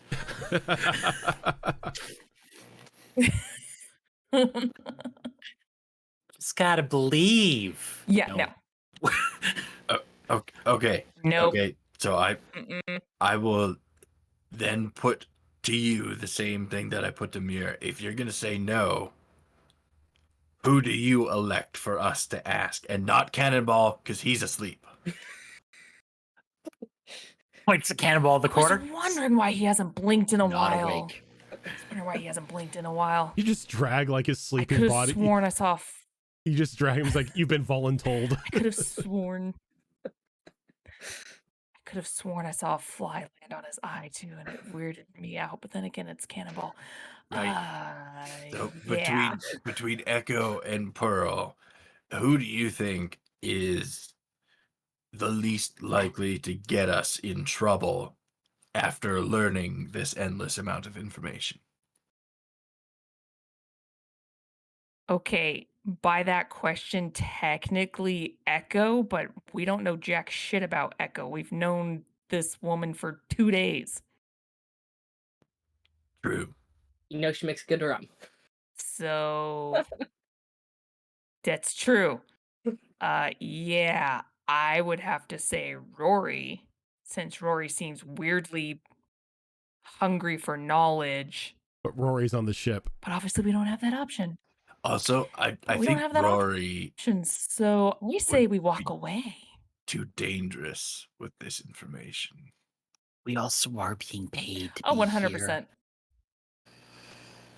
We do have a... That was my point. Technically steal things back, but... Yeah, see, we were talking about this earlier. I thought we were going to rob them. Mir thought we were going to kill them. I think maybe next time we need to be very clear about our goals before we go into a strange cultist headquarters. I mean...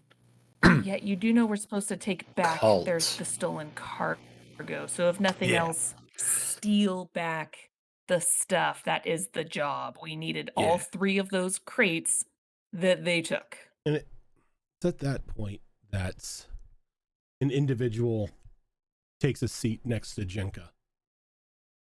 In a bit, again, another covered hood, looking at the group. Now I understand that all of this may be a little concerning, Shara. But not many are chosen to receive my gifts.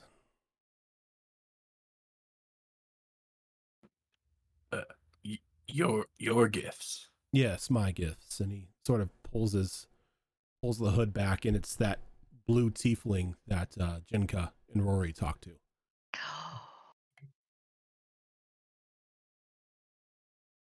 I apologize for the the lies that something had been stolen from me, but I knew when I saw you in that bar that there was something special about you.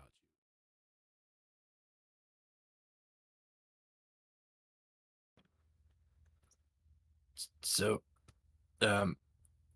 are you like an avatar of this deity or something? In a way, yes. This is a means for me to walk about the physical world. My true form is not one that many can see.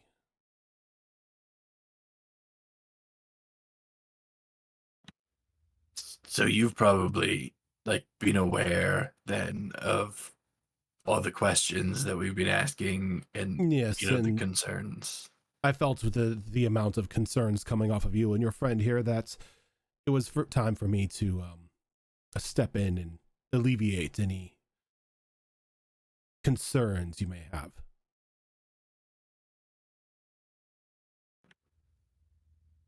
So if I go in there, I'll be free to leave afterwards. But of course, I mean, all I am providing is knowledge. A boon, a blessing. Welcoming another worthy mind into the fold.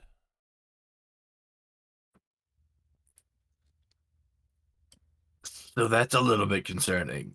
Um, welcoming another mind into the fold.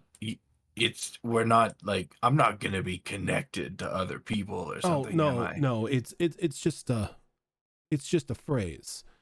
You're being brought into a collective, a select group of people who have been granted the knowledge of this world. I'm not going to mold you into anything unsightly, if that's what you are worried about. This is more that the worthy are being given information that the unworthy should not possess. As your concerns have said about your respectful captain, that information in the wrong hands can be dangerous.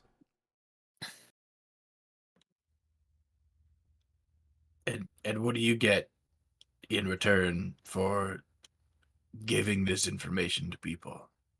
I open the eyes of more mortals on this plane. Nothing more than that. Okay. I guess that part's all right. I don't know a whole lot about like deities and religions and stuff, but I do know that like a lot of deities like to fight with each other and then they like make their followers fight each other, and like I don't want to do that. As he looks around the room, as you can see, none of these people have weapons on them. We are not a religion of violence. We are one of knowledge, seeking knowledge. I would not direct any of these people, or especially my chosen, to engage in combats of the followers of another deity simply because their beliefs may be different. But like, I can still fight people though, right? Just not in your name. If you so wish, yes. Because I do like fighting people, just, not for other people. My whole purpose is to provide you knowledge, not to rob you of what you find pleasure in. Okay. I mean, it sounds okay so far, but I should tell you though, like, I've been called dumb a lot, so I don't know if knowledge is the right thing for me. I don't see you as dumb. And knowledge is for everyone. Simply because somebody doesn't gauge your intelligence in a way befitting of them does not make you ignorant. I mean, that sounds good to me. What do you guys think, Mir, Jenka?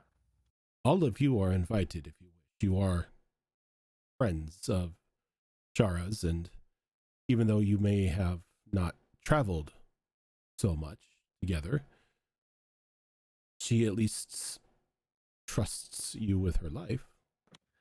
Yeah, I mean, like, guys, despite my concerns and the things that, I've been saying kind of loudly about all of you, I do trust all of you. Otherwise, like, shit, I wouldn't be here. Still, where are the other chosen? Why don't they come out? The others do not come out as they are contemplating the knowledge that they have been given. That door is always open for any of my chosen to come or go. I do not hold anyone captive. But they You must understand that the world's knowledge Yeah, it's still a no. The world's knowledge is quite the conundrum to just give to somebody. It takes a while for them to process it all. Questions that they've always had just brought to light. Don't they go insane? No, there is no insanity involved. I ensure a safeguard against that. I don't want my gift to harm anyone in any way.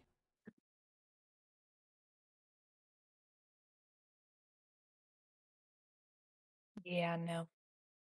Nope. Still a hard no. That is your decision. Very hard no.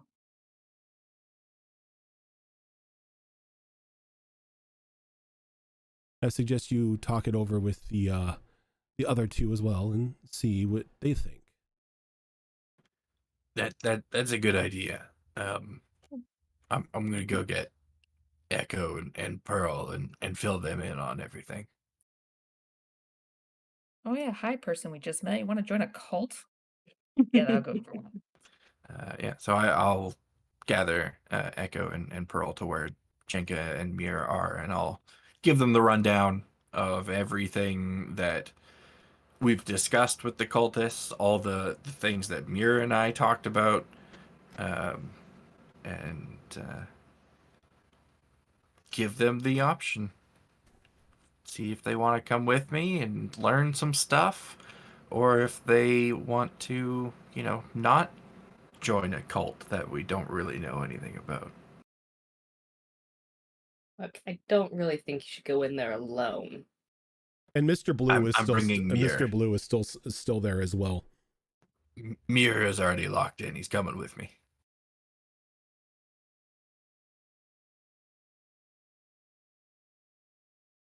Well, Mir, you look perfectly capable of handling yourself.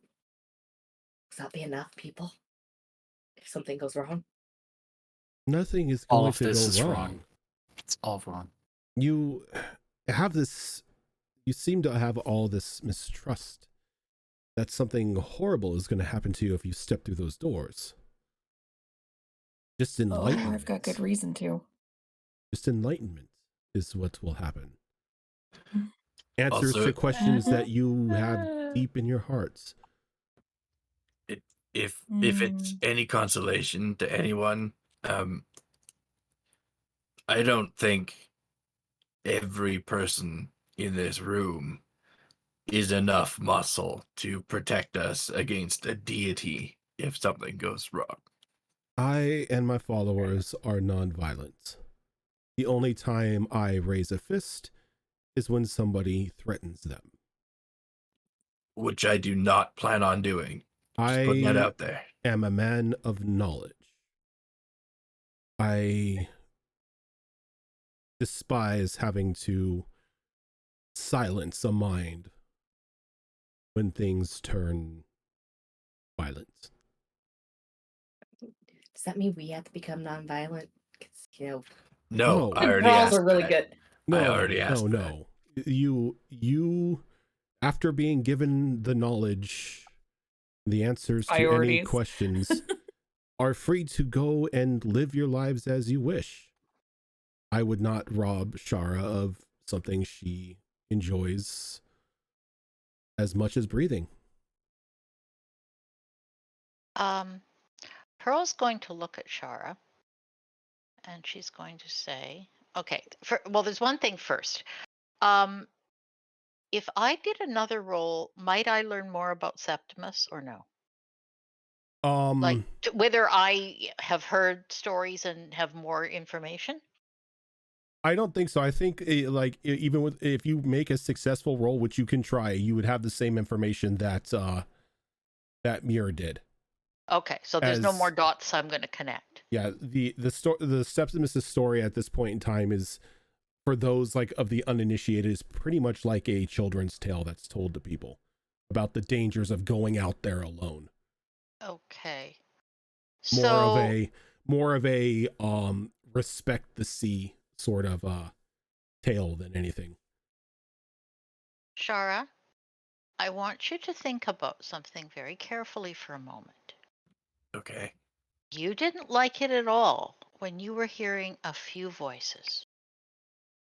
I think you may hear a lot more than a few voices. Why do you have to go in there at all? What do you think you're going to gain that you don't already have? You're a wonderful person. You're happy with what you do. We're happy to have you with us. There is nothing that you need. You don't need anything that he's offering. You say that Rory likes information, and that's a Rory thing, but that's not a Shara thing. You make it sound like I'm offering her a drug or something. This is just information, knowledge. But she doesn't need it. She's fine the way she is. Why are you so keen that we should go in there? What if we just say no? We don't want to. We're going home now. We're going I offered the gift to originally was Shara. Okay. And as her friends, if she chose you as her entourage, would be allowed to enter as well. If you say no, you say no. But I can provide information to you that can help you on your journeys. Find lost loved ones. Solve the mysteries of the storm. Everything like that would be at your fingertips. Mm-hmm. Sure it would. I've so glad Ken in my whole life, I have never been offered anything that is that rich a gift that did not come with a price tag that was equal to it. And I don't think you're going to start now. Well, given your history in life, I can understand your mistrust. And it's not mistrust. I do not take offense to it. But there is no price that I am asking for this. All the knowledge in the world awaits you. It is up to you to accept it. Well, it doesn't await me, it awaits Shara. It does await Shara, and if Shara elects to take you along with her. Well, that's up to Shara, and I respect any choice Shara makes. Sounds like at the end of the... Go ahead. Sounds like at the end of the day, it's up to you, Shara. If you're going in... Like I said, I'm not comfortable with you only having Mirror with you, so I'll go with you. No offense, Mirror, but the more bodies, the better. Pearl does not want any part of this, and Pearl really doesn't think Pearl doesn't want you to go, Shara. I just don't think you need this. I don't think any of us need this. It may be knowledge, but sometimes too much knowledge is a very bad thing. I mean, I certainly agree with that. I've seen some people get real messed up from, learning things that they weren't supposed to know. But it's not something that's just straight up injected into your mind you. Nobody would be able to hold such knowledge that wasn't already a deity. I'm thinking, you know, if this is what it sounds like, then maybe this kind of knowledge it could it could help us get back to Tide Light safely. You know, it would allow me to go home maybe at some point sooner rather than later. You know, it could maybe help my family not live in the poorest part of the city for another generation. You know, it'd be nice to do those kinds of things. I don't want to like, you know, be a librarian or something. I don't want to be like a politician or something. That sounds lame. But, you know, if I could use it to just help good people a little bit, that might be worth it. Maybe. Do you think? But how long would you have to stay? He says there's very few instances of people coming out. He says it takes a long time to absorb the knowledge. Everyone is free to go whenever they wish. The knowledge is not locked away. See that's the thing. I think that gives me maybe like a little bit of an advantage over these other chosen people. You said that they're staying here, choosing to stay here to like contemplate the knowledge. Nobody in my entire life has ever called me contemplative. So I think I'd be fine. I would like to point out as well that do you even know what that word means? Shara is the first outsider that has been chosen. All others have been members of my little family here since its conception, which can maybe explain why those who have been chosen choose not to leave. They are enjoying the gift of knowledge close to their deity. While if Shara chose to leave after the gift was bestowed upon her, she would be free to go. I would never have any claim over her mind, nor her body, nor her soul. I am merely offering a gift, and that is it. And you know, I think I'm going to accept that gift, but before I do, you got to tell me one thing. Of course. That Severus guy, what happened to him? Yeah, that's the one. Poor lad. Like, what was he looking for? What awaited him? Where'd he go? There is a pearl near. Yeah, she's right there. No, a physical pearl, like the piece of jewelry that is located very deep in a crevasse near the storm's edge to the south. It's been elusive to me since my arrival here. Its guardian repels me. Septimus learned of this and decided to take the task upon himself to obtain the pearl, believing that the knowledge would save him. Though he was distrustful for those not in the order and decided to go about it himself. Even with all the knowledge in the world, people can be ignorant. And so he got a boat, headed down south, and was ultimately destroyed by the Guardian. I was sad to see him pass, but at the end of the day, it was his choice.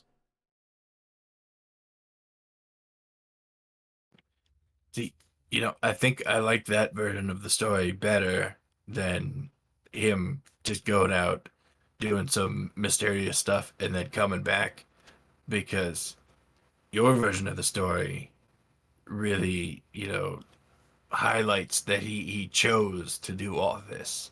He made the decision on his own to make all these bad decisions that, you know, led to him dying or whatever. But it was his choice. Or he was forced to. I force nobody, miss. As I said, I am just a being of knowledge.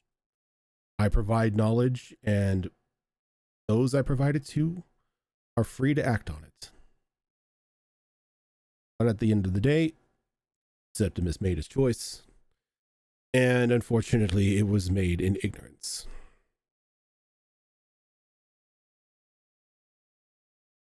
Despite all of the knowledge. As I said, one can be knowledgeable and still be ignorant. Which is worth considering, Shara. Yeah, it's like, you know. I almost feel like Pearl is calling Shara dumb. I mean, Shara, she's not bright. No, I'm not calling Shara dumb. I'm trying to point out that Shara is just fine the way Shara is, and that she doesn't need what's being offered. She's a complete. You're special just as you are. Yeah. And I guess my Pearl's fear is that this knowledge will somehow change Shara's personality, and Shara won't be Shara anymore. And I'm maybe not expressing that well, but that's no, I got it. Pearl's coming from. I can see that. I think Drenka has a do what you want attitude, so. I mean, Echo's pretty much the same. Either you go in or you don't. She'll go with you if you go. If you don't, it's no skin off her back.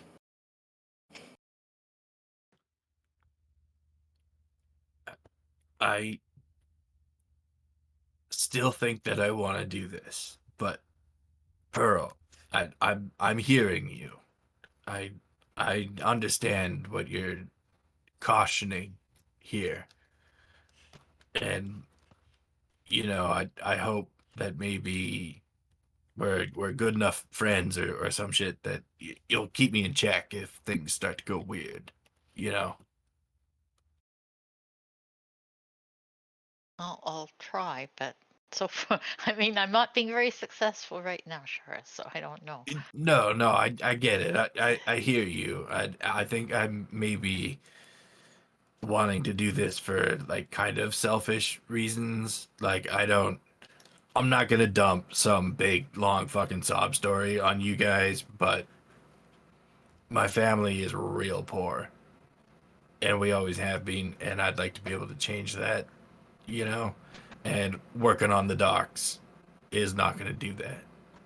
So I think that this might help get us there.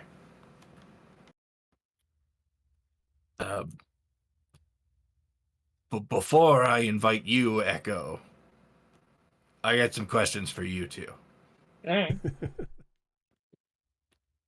Because it occurred to me when I was talking to Muir a little while ago that we don't really know you. You seem great. I love all the rum that you always seem to have.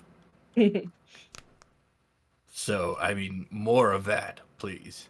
But, like, who are you? And, you know, like, where are you from? That kind of stuff. Like, we don't really. Is Echo your real name? Is it a nickname?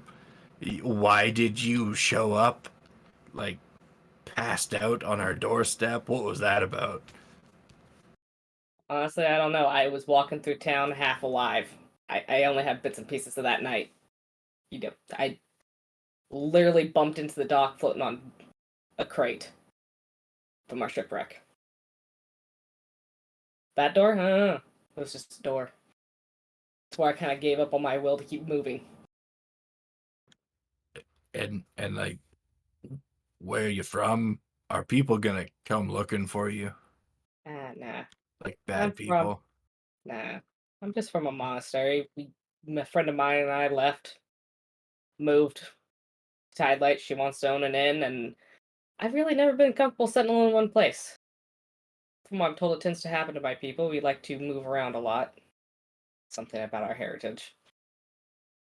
Wait, monastery. So you're like a monk or something? Or something. Not all of them enjoyed how much I drank. Well, I enjoy it. Yes, Echo's my real name.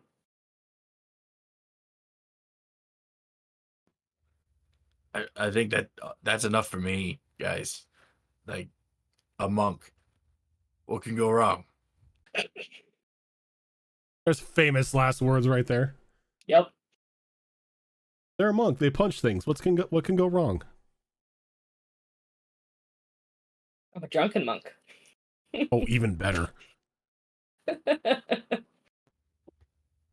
You What do you do with a drunken monk? Thank you. You still with me, Mirror? You still want to go in there with me? You're muted. You're muted. Want is a strong word. Do you still agree to go with me? For better or for dead.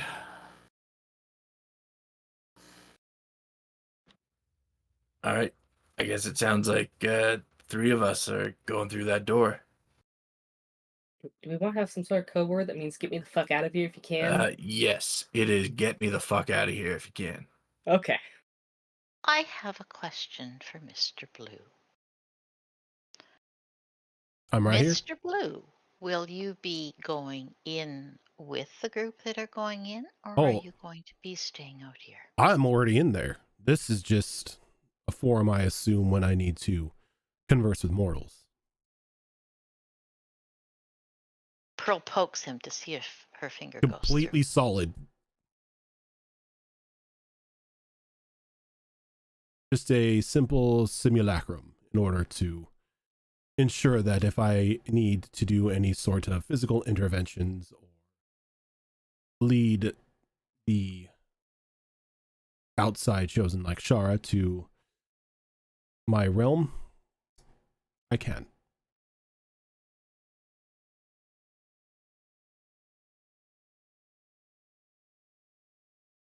So, what of the simulacrum while they go in there? Does the simulacrum stay, or does the simulacrum disappear? Well, I would use the simulacrum to lead. There is honestly no point in having a inactive simulacrum just sitting about when we're inside and I'm bestowing knowledge upon them.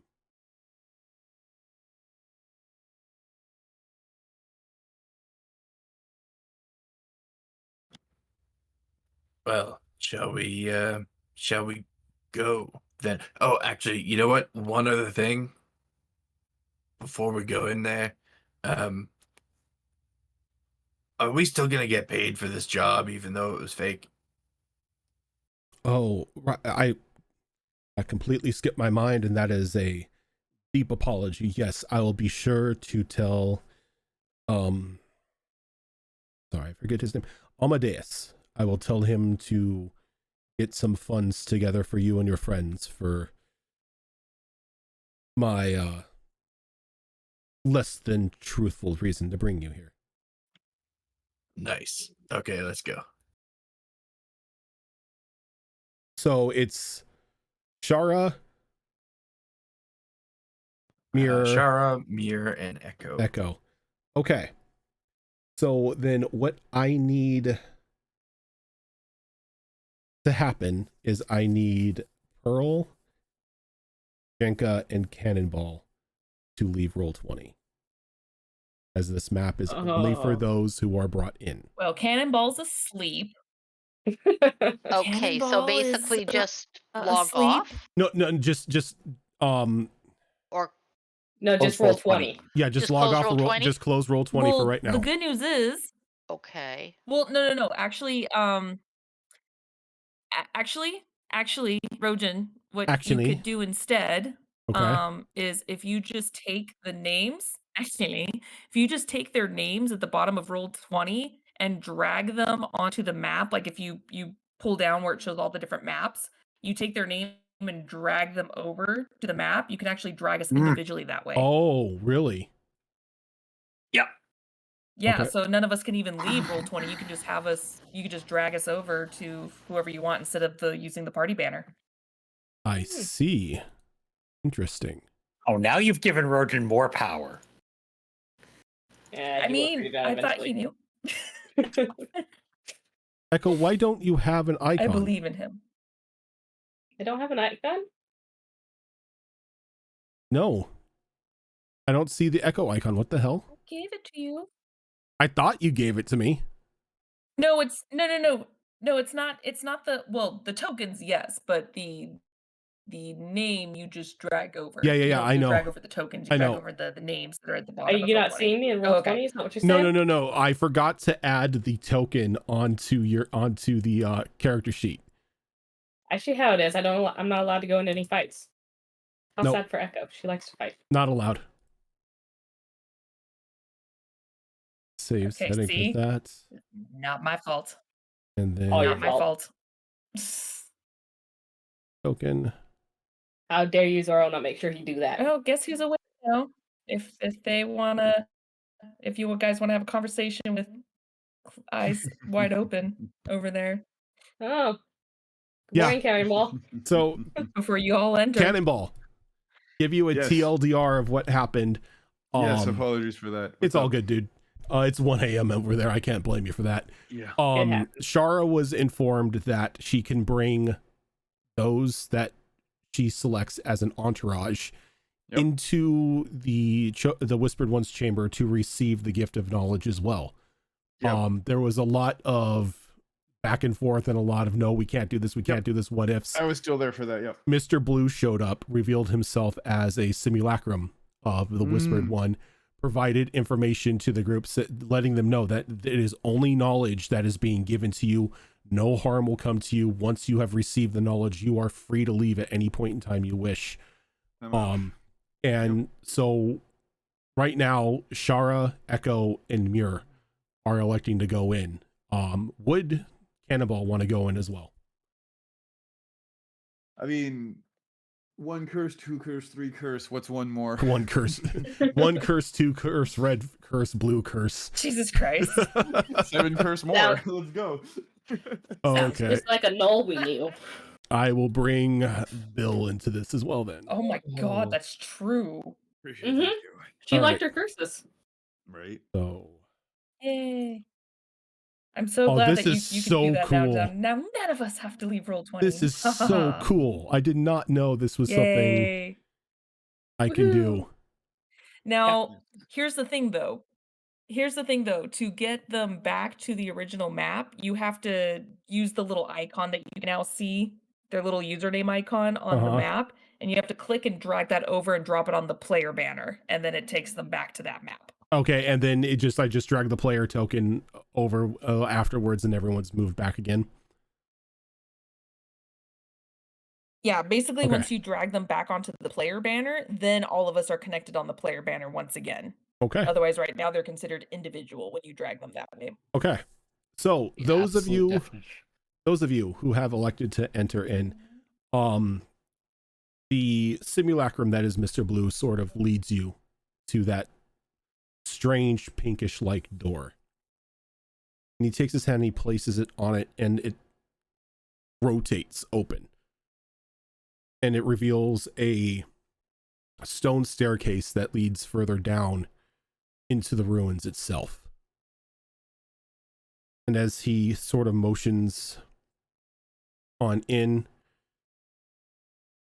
he is the last one to descend as he shuts the door behind you, and you hear there's like an audible click as if like the door is locking so no others can follow you. And he begins to walk down the steps, and you walk for probably a good 40-50 feet down this spiral staircase, and you come out into just this I will now bring this up on the stream for our wonderful viewers to see. And those of us who aren't there shouldn't be watching. Yeah, this you part, should right? not be seeing this, because this is something that is Okay. a mystery for those who did not Yep, go so in. we're still showing on the map right now. The regular map anyway. Yep. So Yeah, I you just walk shut in my stream off. to just this strange sliver of earth with like a large gaping hole in the middle and smaller 5-foot holes randomly poked out through the center, or not through the center, but just randomly poked out through the landscape. Very soft, cool air seems to be blowing through here. Almost, I have thunder now. As there is also like this soft, almost like sulfurous smell.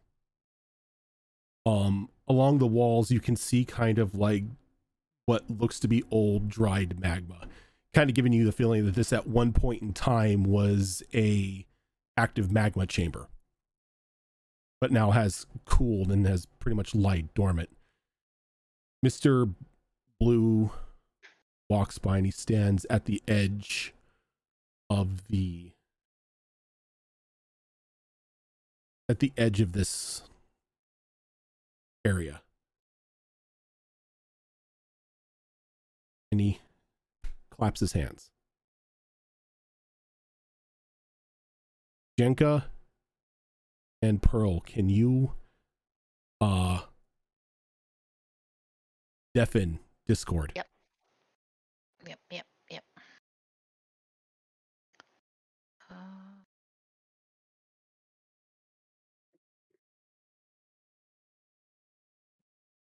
I'm just waiting for. Yep, give me a second. Okay. I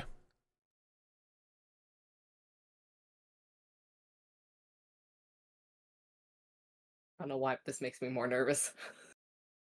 As he claps his hands, he turns and he looks at all of you. I want to thank you all for joining me down here tonight. It's a wonder and a blessing to be given the knowledge of the world, of the ancients, to be brought into this fold.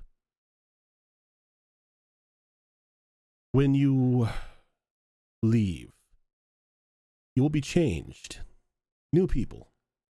Well, new people in an intellectual light, so to say.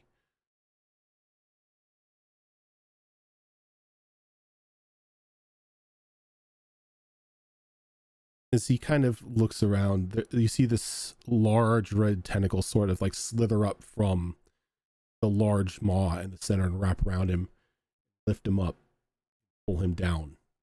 Pull. And then multiple voices start emanating out. More for the family. More for the whispers. More to bring the world into the fold.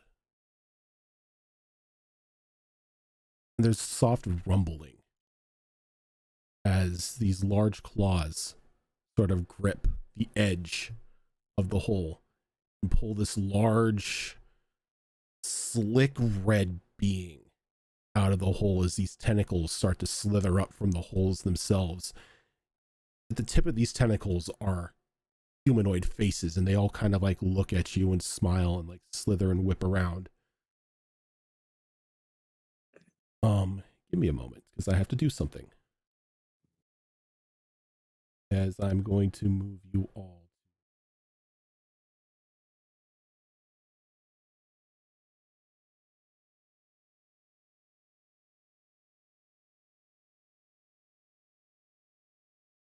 I forgot to copy things.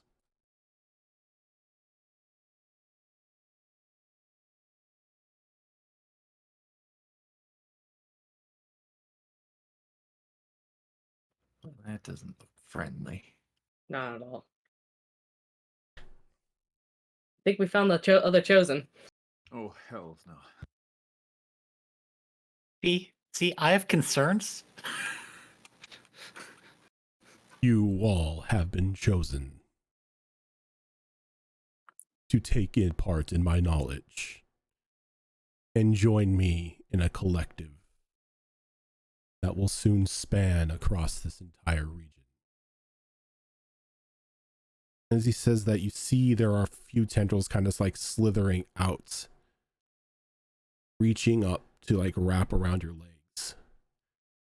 Oh, I'm not letting that But shit No, happen. no.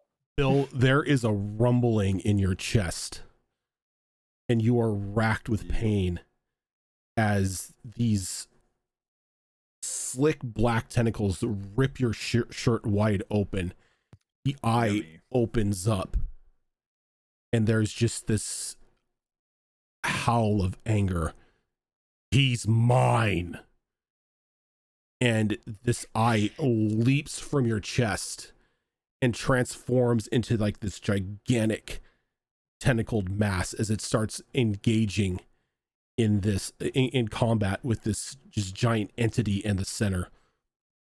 As this is happening, reality behind you is starting to warp as the door itself is being revealed once again, but then it fades away, and then it solidifies, and then it fades away again, like flickering in and out. yeah, as you can tell that the other tentacles, while this eye is like fighting this being in the center, the tentacles seem to be trying to keep focus, keeping you inside this area.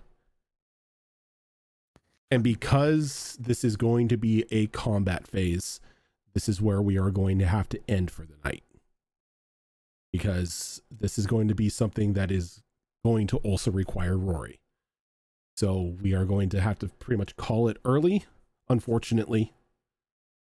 But it's going to be a thing. Actually, you know what? No. I looked at the time wrong. You do this in 45 minutes. Okay. So, let me get some music going on here.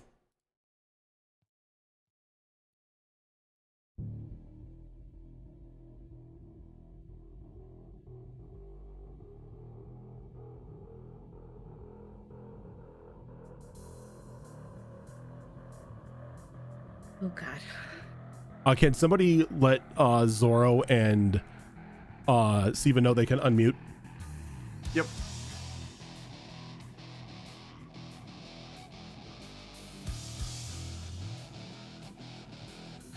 We come back from playing patty cake, There you go. You came to do creepiness. except Now. she's still muted. No, there she comes. There she is. She's I back. was like, do I have to march across this basement? No. I was gonna say, you could easily just go over and poke. You guys can see the map now too. You can enjoy our creepiness. I don't like it. I get the join. Well, let's see if roll 20 will work for me. It's okay, because Zatrot is helping out, and that never goes wrong, right, Rojan? No. Not at all. Don't know what you're talking about. Zatrot seems rather angry about this. Is this, He doesn't want to share his Uber ride, alright? Yeah, and I'd like to point out the three of us just watch him rip himself out of your chest. I mean... my that chest, seems like something we'll Wait, what? cover at a later date. tentacles out my back, you know, the usual shit. Yeah. Like, Wait, what? Yeah, Zatrot's fighting the thing. He ripped himself out of Crazy shit. Cannonball's chest. I got mad at this thing. Wait, what? Actually, speaking of those black tentacles that are Crazy shit that is are happening. like sprouting out of Cannonball right now, does that actually look like those weird black tendrils that spawned out of the dude that killed everybody No. in session 1? no. Different black tentacles. Different Alright. black tentacles. Sorry, there's a lot of tentacles. A lot of I kinda tentacles. have to be selective. Just waiting on Cannonball to input initiative. Yes, initiative. Sorry. Oh. Yes. Now, presumably, though, Pearl and Jankar are still up drinking Yep. and carousing with the Drinking and rest. carousing. You guys are. Like, no. You Pearl, got- Pearl isn't. Pearl was hoping, I don't know, Pearl might be having a cup of coffee. Yeah. You guys She's don't. probably you, pacing and definitely not relaxed. you have no idea what's going on right now. there we go. Sorry. Well, roll 20's kind of not. Oh, there we go. Okay. Oh my lord, holy. She's fuck. pacing back and I did forth, not saying, roll bad well idea, either. bad idea, Uh-huh. bad idea. You know what the worst part is? I tried like 3 times to minimize that so I could see the map. And I'm like, oh, that's not full screen. Ah, shit.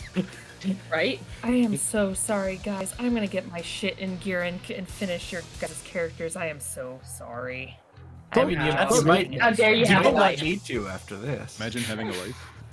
You may have to How dare just you draw have new life? characters. You're fine. Alright. All right.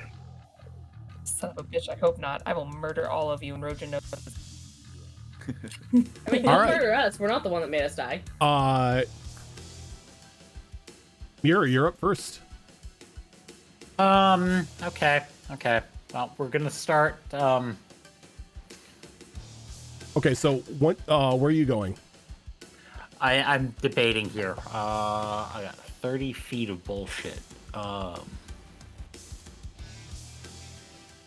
Nope. That is not a me problem. Okay. There. Good. Okay, so as soon as you take that 5-foot step in, can you give me a wisdom saving throw? I don't like it. Oh, that's great. That is a 9. A 9. Oof. You're going to take 9 points of psychic damage, and any actions made this turn are made at disadvantage.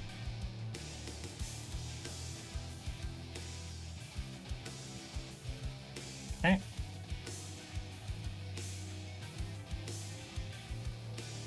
I can live with that. That's not going to slow down my murder, though. Because we are going to start by raging. Probably a good thing. Followed by reckless attack, because I don't like being at disadvantage. And we're going for calamari. Okay. That is a 15 to hit. A 15 will hit.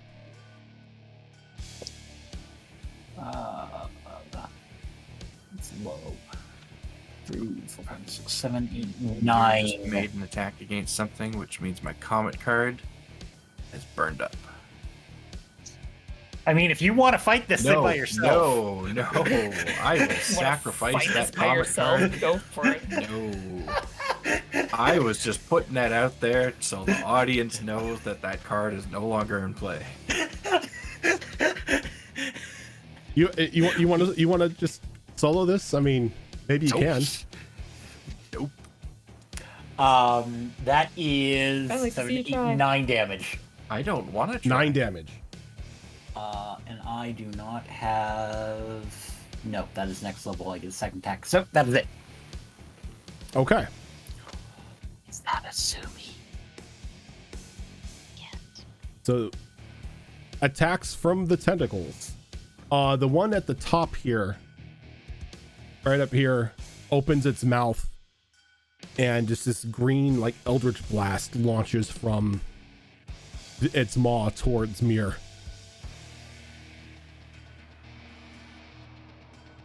Here does a 18 hit you?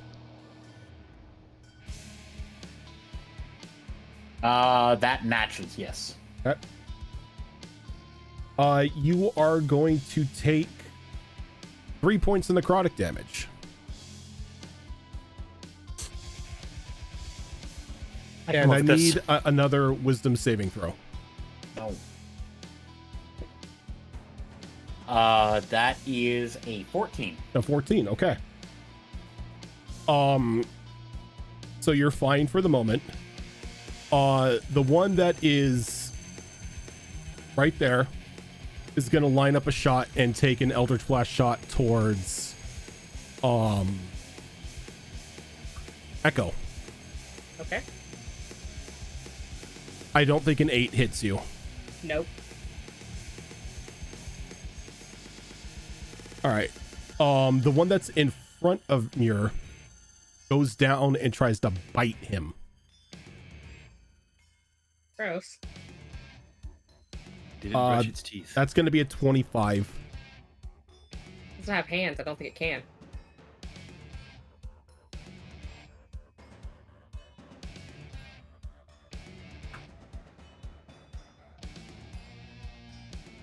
That's going to be 9 points of piercing damage.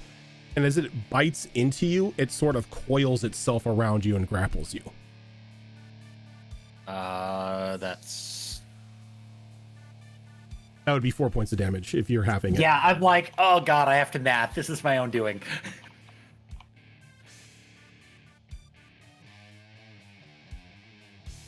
Let me see. always forget where the there it is.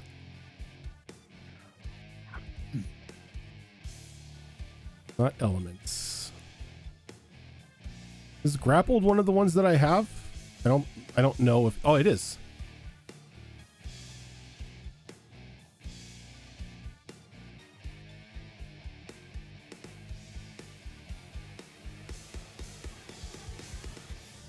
All right, and then the one below is going to launch one at Shara. Launch an Eldritch Blast. Shara, does a 17 hit you? Yes. All right. You're going to take 4 points of necrotic damage, and I need a wisdom saving throw from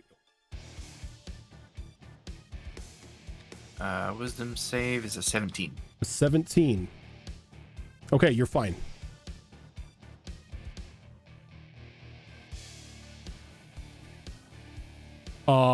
Then we go to Echo. Well, my plan changed now that Mir's being grabbed. I'm gonna move here in hopes of being able to at least try to knock. So as you go into there, go ahead and give me a wisdom saving throw. Yep. That's not bad. That's a 16. A 16. Okay, you're fine. You'll make action rolls as per normal. Okay. So then I'm gonna punch, and then I'm gonna do Fury of Blows and punch some more. I'm gonna do the monk stuff. I'm gonna punch, and then I'm gonna punch again. And then punch again. So the first one's going to be straight. That's going to be a 17. That'll hit. Okay. So that's going to be. Number was that? Let's say 9 bludgeoning damage. Are your fists considered magical weapons yet? I think that's level 5. Yeah, I think that's level 5. Okay. Yeah. Alrighty. Next one's going to be 18. An 18, that will definitely hit as well. And then we're going to have 11 bludgeoning damage. Okay. And the last one is going to be another 18. An 18 will hit. And that's going to be 8 bludgeoning damage. And then because I used my Flurry of Blows, I get the benefit of a disengage action, so I'm going to move my ass backwards. Okay. I'm going to end up back over here. Oh, because you're Drunken Master, huh? Because I'm a Drunken Master. Gotcha. All right. I become wibbly wobbly and I move away. Jara. Yeah, I think I'm going to use my bonus action to immediately go into a rage, just like Mir did. Actually, you know what? I think I'm going to immediately go into a frenzy. And then I will position myself between Cannonball and these tentacles, maybe give them a little bit of cover. I need a wisdom saving throw when you do that. I can do that. They've been on my side so far. 16? 16, you're good. Okay. You will make rolls as normal. And I think I'll just do a normal roll on this. I don't think I'm going to do reckless because I don't want them to have advantage against me. That sounds like a real bad time. So I will lose that d20 forever and instead roll this one for my attack. It's going to be 22 to hit. 22 will definitely hit. That's all right damage. It's going to be 12 slashing damage, magical slashing damage. That's with the static great axe. But I used my bonus action already, so I can do nothing else. All right. Ilium. All right. So, we are going to do 2 things here. Since Shara is right next to us, We are going to use main action to do this right here. We are going to bless the Great Axe. Ooh. So, do you want me to explain that? Is this blessing of the boom? Yes, this is blessing Yep, of the boom. I know, blessing of the boom. Yep. Gunpowder Cleric's blessing here. So, real quick, Shara, if you roll max damage on your damage dice, you get to roll again and add it. Basically, there's a second condition for you to crit. It literally adds exploding dice to your weapon. Sure does. And as for the bonus action here, we are going to summon Tentacle and have Tentacle. We'll have Tentacle slam the. Because there isn't enough tentacles on the field already. Yeah, what's one more at this point, right? Tentacle, attack other tentacle. You know what I'm saying? That's it, you know? Tentacle fight! Exactly.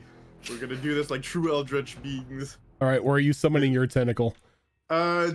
Between basically, if you don't mind, like, I'm gonna mark it with a pink marker or a blue and pink marker so I know that this is yours. Yes, please and thank you. Oh, sorry, let me get rid of that for you. I need to make a tentacle token. Right? Yeah, most definitely. Put like a pink bow on it or something God. so you know that's cannonballs. And Okay. For the attack with it, it'll be a 23. That'll definitely hit. Definitely hit. And for the damage, it is, I believe, a D8 of cold damage. Cold. Yep. So let's roll the D8. That is going to be a 4. Okay. And it's kind of like just the tentacles just slap against one another. Yep. All right, back to the top of the order with Amir.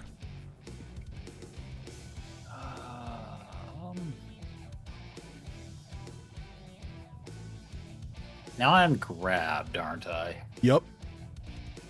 I want out. I want out. You try breakout. Yeah. All right. So this is a strength check, so it will be made at disadvantage.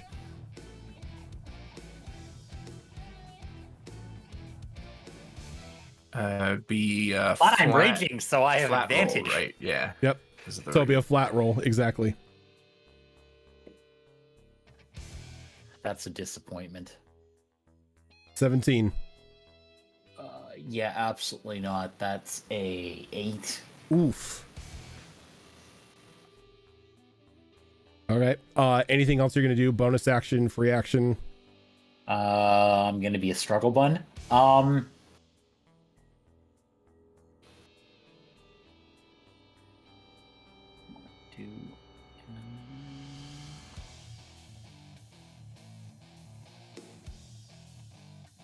One second here. Thank you, Roll20, for importing that and not putting anything in it. I love you. What did it import? It imported the Explorers Pack and forgot to actually put anything in it. Explorer's Pack. Explore the contents. Okay, no, I don't have any potions of goodness inside. So, moving on. Okay.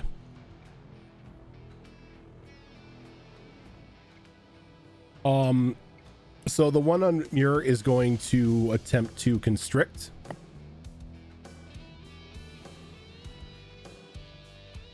That's going to be a 23 to hit. Yeah.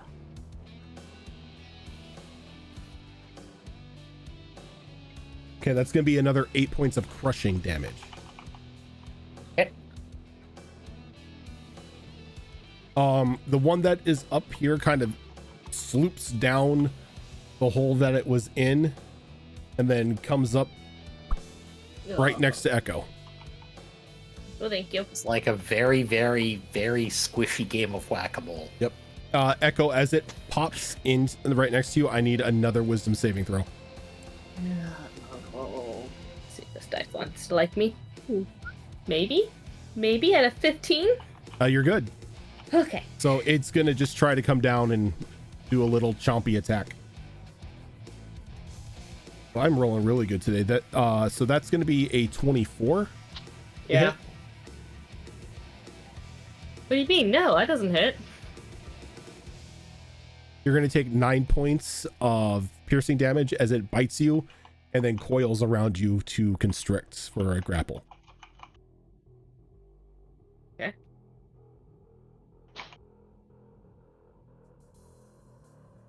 Where's up my plan?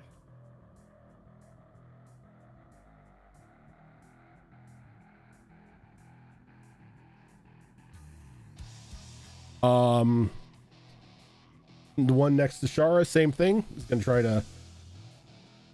Where did my D20 go? Gonna try to chomp on. Oh no, you need a new one. Gonna chomp on Shara. I don't think a 13 hits Shara. Oh, it does not. We Alrighty. have an AC of 14, but that's close. And then on Bill, the one at the bottom is going to shoot out an Eldritch Blast towards him. Right. Does an 11 hit? Surprisingly, no, actually.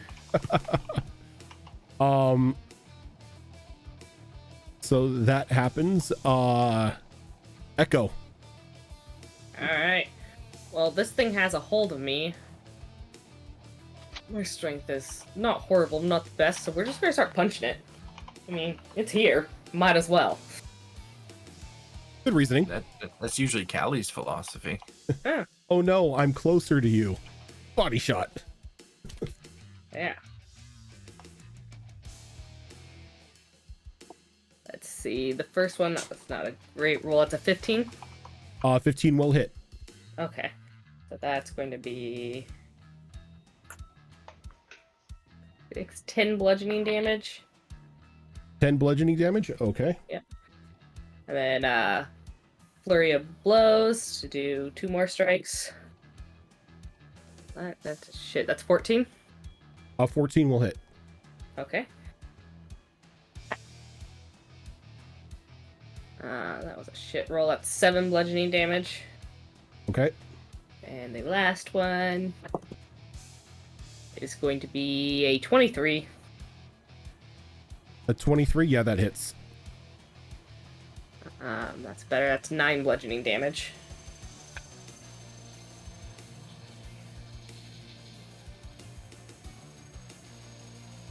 Okay. And that's the end of my turn. Alrighty. Shara. Well, my axe is starting to glow with electricity, and I imagine sparks are now coming off the edge of the blade here, so let's see if we can get some damage happening. I'm going to take a swing against the hostile tentacle in front of me. Okay. There are now multiple tentacles in front of me. I should specify which one I'm attacking. That's going to be a 23 to hit. 23 will hit. And that... What's my modifier on this axe again? Okay, that's going to be a 14 magical slashing. 14 magical slashing. Ouch. Then I will use my frenzied bonus action to do it again.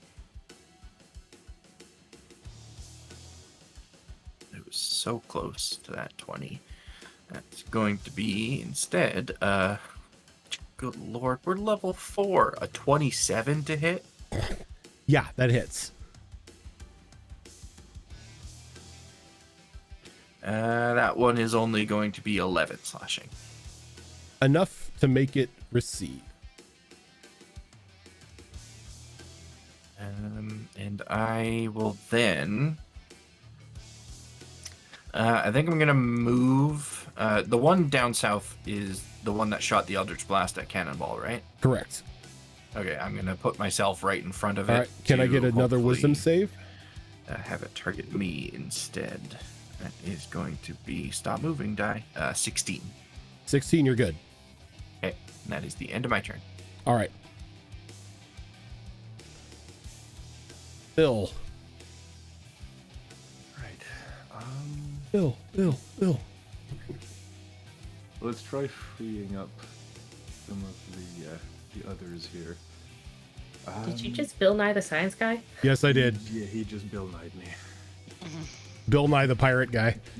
Again. I like it. Bill Nye the Eldritch guy. There we go. Hey, Yes. That's good. We like it. Yep.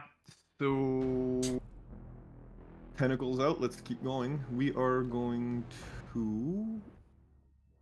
Actually, tentacle can't do this if I do that. So yeah, first thing we're gonna do, free slot. We're gonna throw the hex on the tentacle that's currently holding Echo, and we are then going to hit the tentacle with something.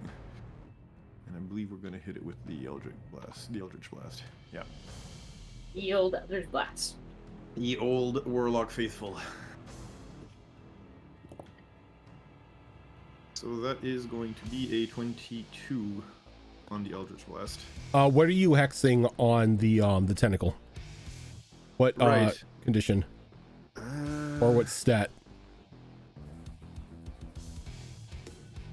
Right, there's always that stat thing I keep forgetting. I'm just in it for the extra damage. No. Since it's grappling people, I think strength would be a great one. Yeah, let's go with strength. Sure. Okay. So yeah, that's a D10 for the damage on the actual Eldritch Blast, and then that is going to be a D6 for the hex damage, correct? I think so. Confirm. Yeah, it's an extra D6 necrotic. Yeah. Okay. So we have a 9 damage off of the Eldritch Blast, and unfortunately just 1 necrotic, of course.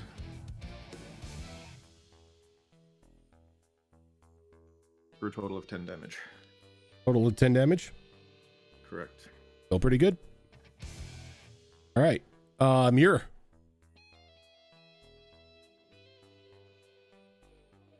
Alrighty. I'm going to have to. I need to struggle bun my way out of this. I don't like being crushed.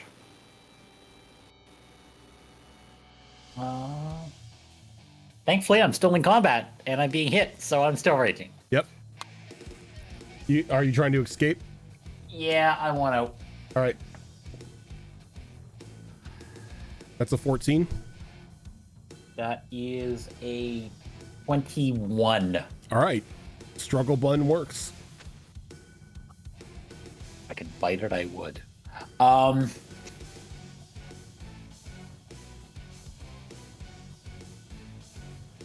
Unfortunately, that takes my action. But I'm free. So I'm happy.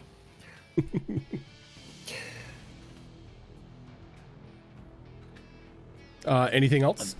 Nope, that's it. That's all I can do for now. Okay. The tentacles. So the one that's on Muir is going to try to get their chomp on again. Not going to hit with a 7. No. Absolutely not. On Echo. Yep. That's not going to be tight enough to hurt you, so you don't have to worry. Awesome. Because I'm making, instead of making it a save, I'm making their constrict an actual attack. So they still have to hit your armor class. Seeing as how they're doing crushing damage if, they succeed. The one that is above is going to slink on down to there. But aside from making Shara roll another wisdom save, it does not get an action.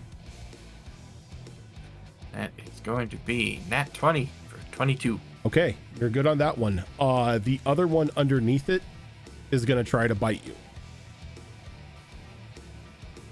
And I believe my rolls are just now piddling out, as that's an 11, and I know that doesn't hit you. I'm glad it doesn't. Echo, currently All grappled. right. Yeah, still not seeing a problem with this. Okay. So we're just gonna keep attacking it. Punch, punch. Punch, punch, punch. It's gonna be a dirty 20. That hits. Or really at 2. 6 bludgeoning. Okay. Then it's going to be a 22. A 22 will hit. That's better for 10 bludgeoning. Okay. Then a 16. 16 will hit. And that's another 10 bludgeoning. All right. And with that damage, that one slinks down into the hole as well. Cannonball, did you want to move your hex to anyone? Yes, please.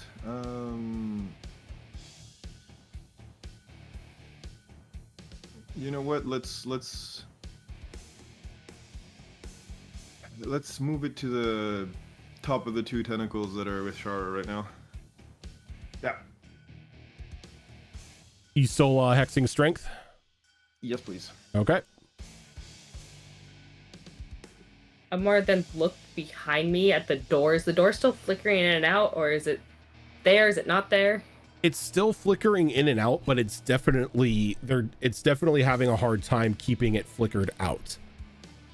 It seems with like each time you defeat a tentacle, the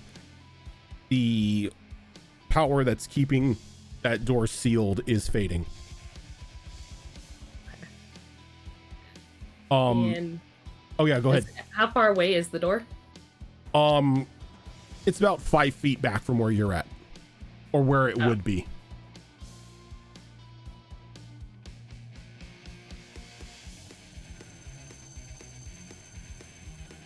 When it, could I? Never mind. That'd probably be an action. So never mind. I'm just gonna stay where I'm at then. Okay. Actually, I'm gonna move back from this hole a little bit. I don't want to be right next to the hole anymore. Oh, probably a good idea. So, at initiative 20, this creature lets out a psychic scream of frustration. So I need everybody to give me wisdom saving throws.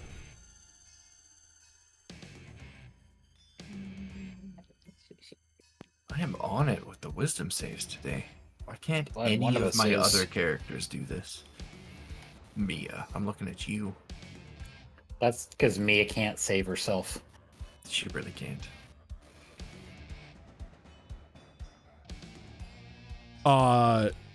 What did you get, Shara? Dirty 20. Okay, so you're going to take 2 points of psychic damage. Echo. 8. 8, you're going to take 4 points of psychic damage. Mir. 12. 12, you're going to take 4 points of psychic damage. Cannonball. Yep. Wisdom save. Wisdom save. Wisdom save. 20. 20. Okay, you're going to take 2 points of psychic damage. Okay. As you notice, you hear bubbling. As you can, like, out from every one of these holes that are on the ground, begin to pull out this strange, like, pinkish meat like substance out of the holes, and they start like filling up and spilling out. Gross. Give me a second, because I need to actually mark these, because they're going to be doing something. I don't like it. No, thank you. It's like pushing Play-Doh through a mold, but it's meat puree. Yeah, pretty much. It was left over on the brain after Ash got done with it. You know, this works. Aw, that's true.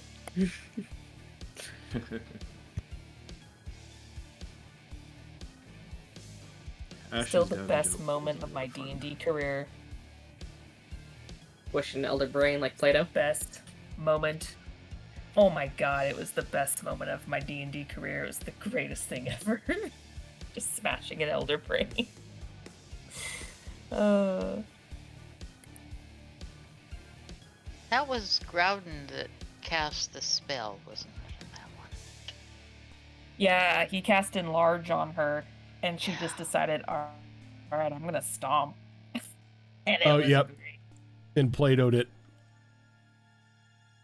Okay, so they're kind of a little off center for any of the ones that have the tentacles pointing out of them, just so the tentacles can still be seen.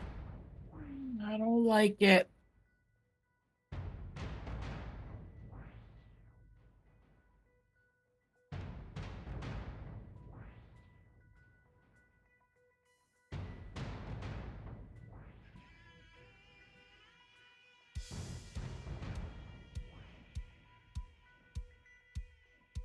As they spill out 5 feet from where they're at,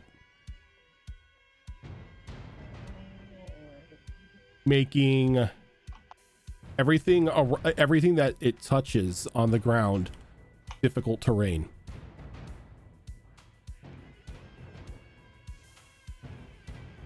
Also, if you are touching this, you are now vulnerable to psychic damage.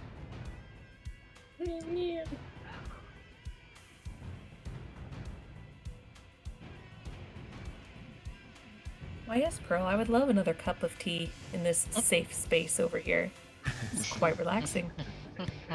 I'm just glad we didn't send Shara in here with just Muir. I will say the only reason why this is a fight is because Cannonball decided to go with you. There was a different outcome. I'm just going to do this to make it a hell of a lot easier. If Cannonball did not come with you guys, it was going to be new characters. Who dis? No, it was going to be something else. Okay. After all these years, Zatrod, you can't stop saving me. All right. And then it goes to Shara. Wait, my turn? No, you had it. You made your attacks, remember? Oh, that's right. Sorry. That was top 20. My bad. I don't especially like being in this goo, but I also don't have reach. So if I move back out of it, I can't attack. So I think I'm going to focus on the one that is hexed. I'm going to start attacking it. Okay. And as I do, I'm going to kind of call out to everyone else. We're killing the tentacles, then get the fuck out of here, right? I'm going to make my attack.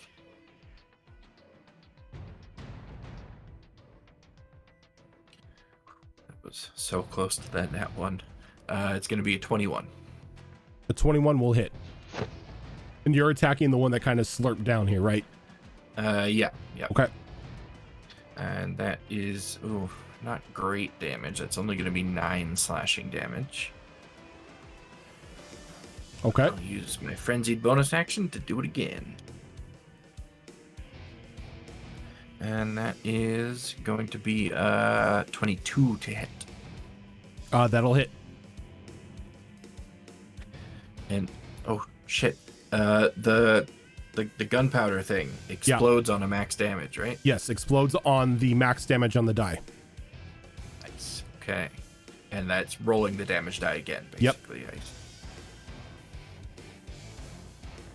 Oh, so close to landing on max again.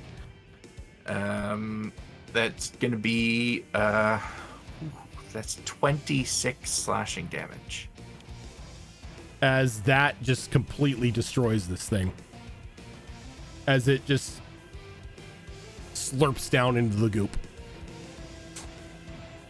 I'm just gonna look at the axe and then look back over at Cannonball and give him a big thumbs up. Told you you'd like the boons. Very much. All Hydra provides.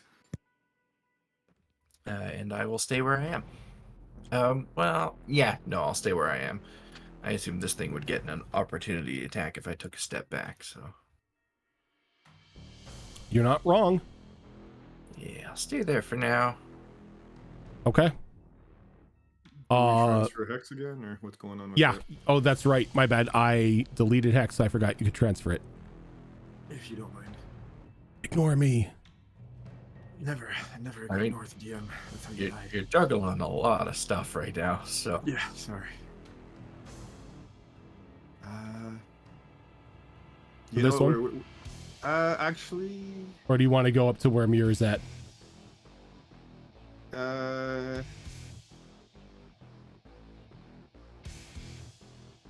or do I just put it on the big guy? Yeah, no, let's put it on the one near that for now. Let's free the bunny. Okay. Yeah. So we are going to regular attack, Eldritch Blast, Eldritch Blast. Yeah, I'll get there. On the tentacle. Which one? The one that's on Mirror? Yep. The next one. And unfortunately, this is where the dice say no, as that is only going to be a 9. That is 9 will not hit. No. And yeah, bonus action, I'd have the tentacle move up and slap the big thing, because that's the only thing in range. You're gonna have him just go up and slap the big thing. Yeah, just not the hex, the tentacle. But yeah. Okay, so I will say you can move it to something else because the big guy technically isn't in combat because he's locked in like a struggle with Zatrot at the moment. Oh, okay, got you. All right, so then Zatrot is the only reason why you're not being killed at this moment. Got you. So I think it only moves 30 feet, unfortunately, so it won't quite make it to anything. But we'll start having it crawl towards Shara. To move 30 feet, it can get there. Ah, then I'll have it get there and smack the tentacle then.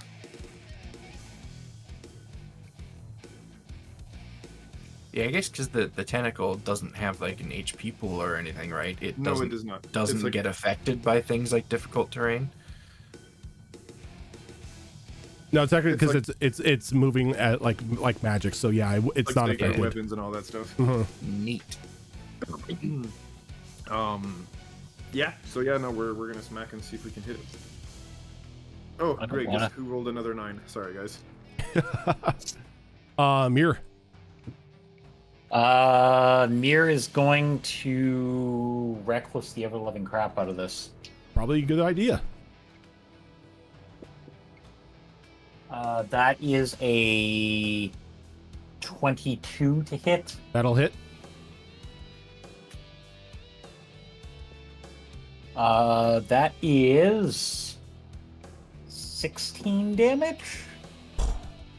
That's is that a magical weapon they're using? Sadly, no. Somebody needs to find me your magic axe.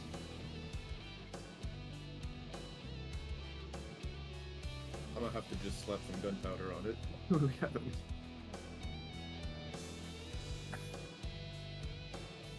Still good damage. Anything else?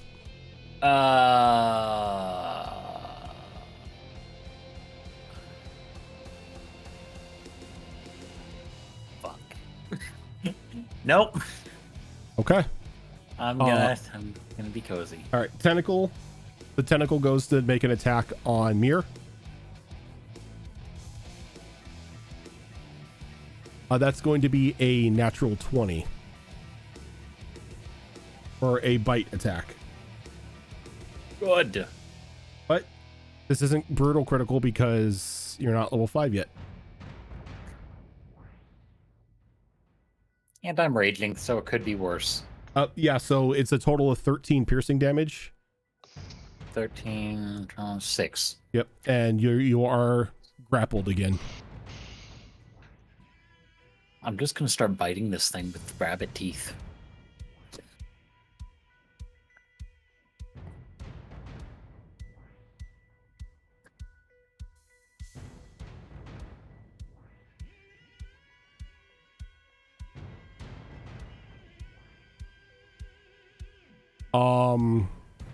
The tentacle down on Shara is going to be a 4. Ooh. That's gonna miss. Echo. Is that door solidifying enough for me to try and grab hold of it and yank Nope. it open? Okay, didn't think so. Worth a shot, though. You get a feeling that you need to kill all tentacles before you're able to get out. Okay. And how's this one looking? Is it looking pretty... It's got your rabbit gross? friend. I mean, they looked gross to begin with. Okay. We're going to go ahead and move up to it. We're going to take... Make that wisdom save. Yep, wisdom save. Is a 14. 14. I think you're good on that. Okay. Yeah. And then we're going to punch. The first one will miss at a 9. Am I using this die? This die doesn't like me. That's better. That's a 17. That'll hit. Nearly max damage at a total of 11 bludgeoning. Very nice. And with that punch, it releases Mirror Awesome. and slithers away. And then how far away is this other one? I'm just moving that one to the side because it is technically the counter Yep. for the initiative tracker. So, because I get an extra 10 feet of movement from my drunken technique, so I drunkenly stumble. So you can 10 move feet. 5 feet because it's difficult terrain. Oh yeah, 5. It's still enough to get me to... Oh god, there's all terrain. Okay, let me look again. See if there's a way through this. So I'd have to go through here, which is difficult terrain. Then back out. So, nope, I want to go... So I need a total of 15 feet in difficult terrain, right? To move that path, you'd need a total movement of 60 feet.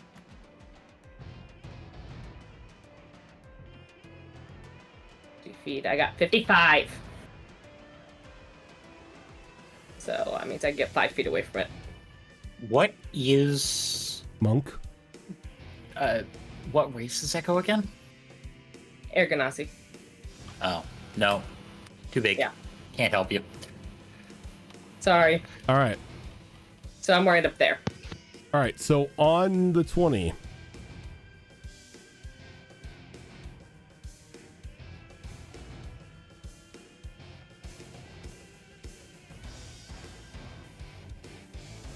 Gonna do it this way because it's easier.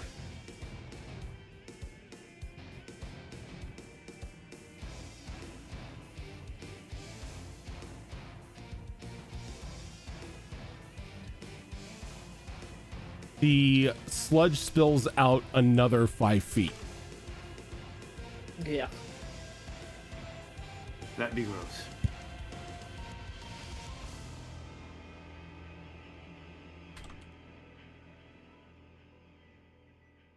And I need everybody to give me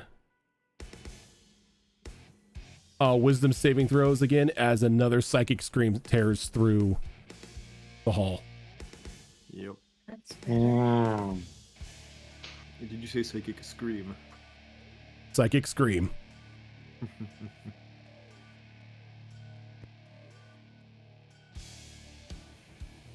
So, hold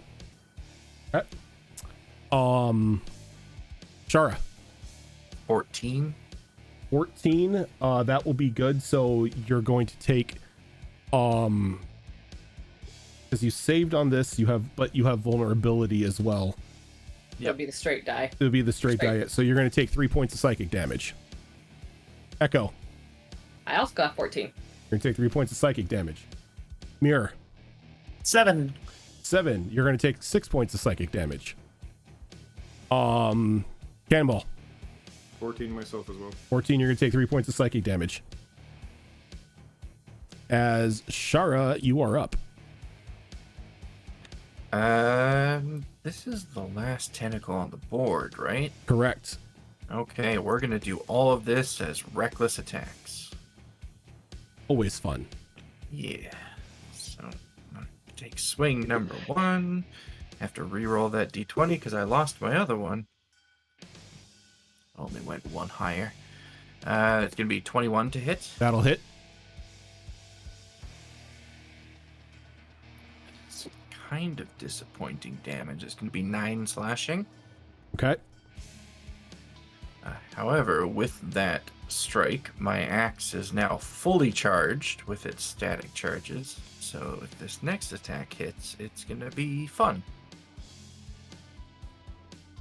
Well, I'm not even going to roll the second one for advantage because that first one's a nat 20. Okay. One little thing, by the way, about the boom damage, it applies to every damage dice that you roll off of the attack, not just your weapon's base damage. It's good to know. Yep. So if you put it on a rogue's knife and they sneak attack, and they, hit 6 on a d6, yeah. That d6 just gets re-rolled. Yep. This is going to be a lot of dice rolls, even more if any of them explode. Okay, let's do the base axe damage first. And double check the static.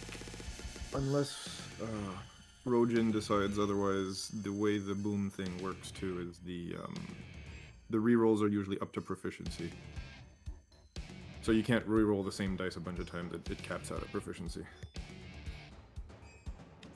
I'm actually gonna have to write these numbers down as I roll them. Yeah. The way I was talking about it was like they can explode once. Okay. They can't continue to explode. Because that's when things start getting a bit out of hand damage-wise. For sure.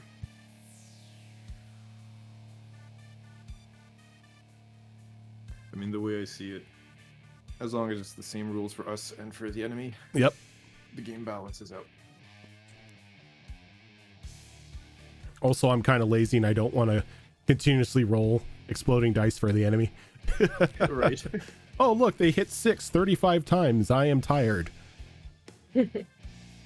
I'm tired. You're dead. I need a look. If I need to pull a calculator out to see how much damage you just took, you're dead. That's what I'm doing right now. Good news Is it more than 26? Yeah, that's gonna be 30 slashing and 19 lightning. Nice. Yeah, that thing just dips out. Lord, that was a lot of dice. So one of the d12s exploded and one of the d6s And exploded. as soon as that final tentacle dips back down, the door solidifies behind you.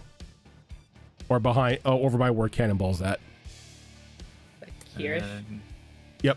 Around there, okay. And this is all difficult, so I can move up to there, but that's as far as I can get.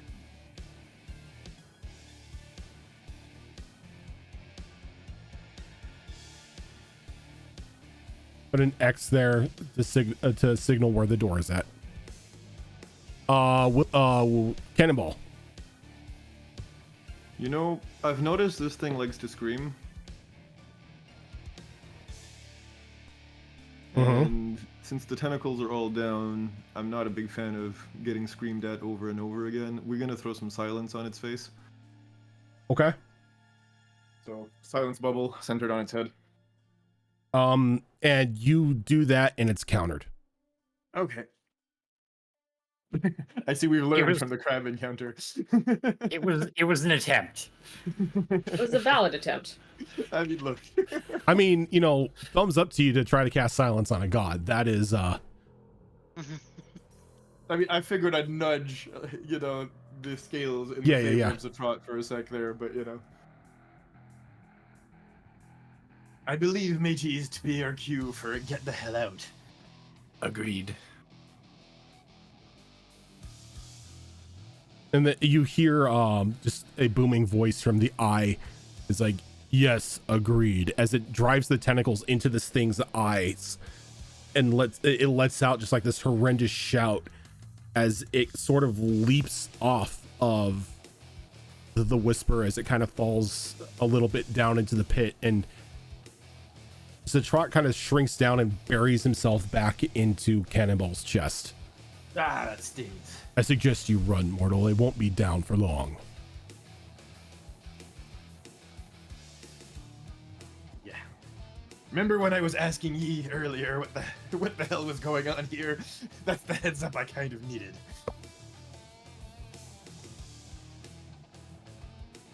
So, Cannonball, are you heading on out? You know what? I am on the squishy side of things. We're gonna pop into the staircase. Yeah. All right. Out the door. So you are safe and you are running up the door. I'll put you over here so I know you're not in danger. I mean, we're hovering on the other side of the door, though. I'm not just running up and abandoning everybody. Well, you're gonna have to run up because it is a narrow area. You can't wait for people. Gotcha.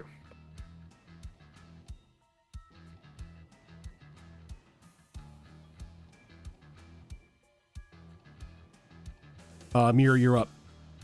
Because I would like to leave now rather than later, I am going to subvert half the difficult terrain, and I'm going to bun hop 10 feet to there, and then I'm going to run to the door. Okay. As long as you make it to the door, you are fine. Echo.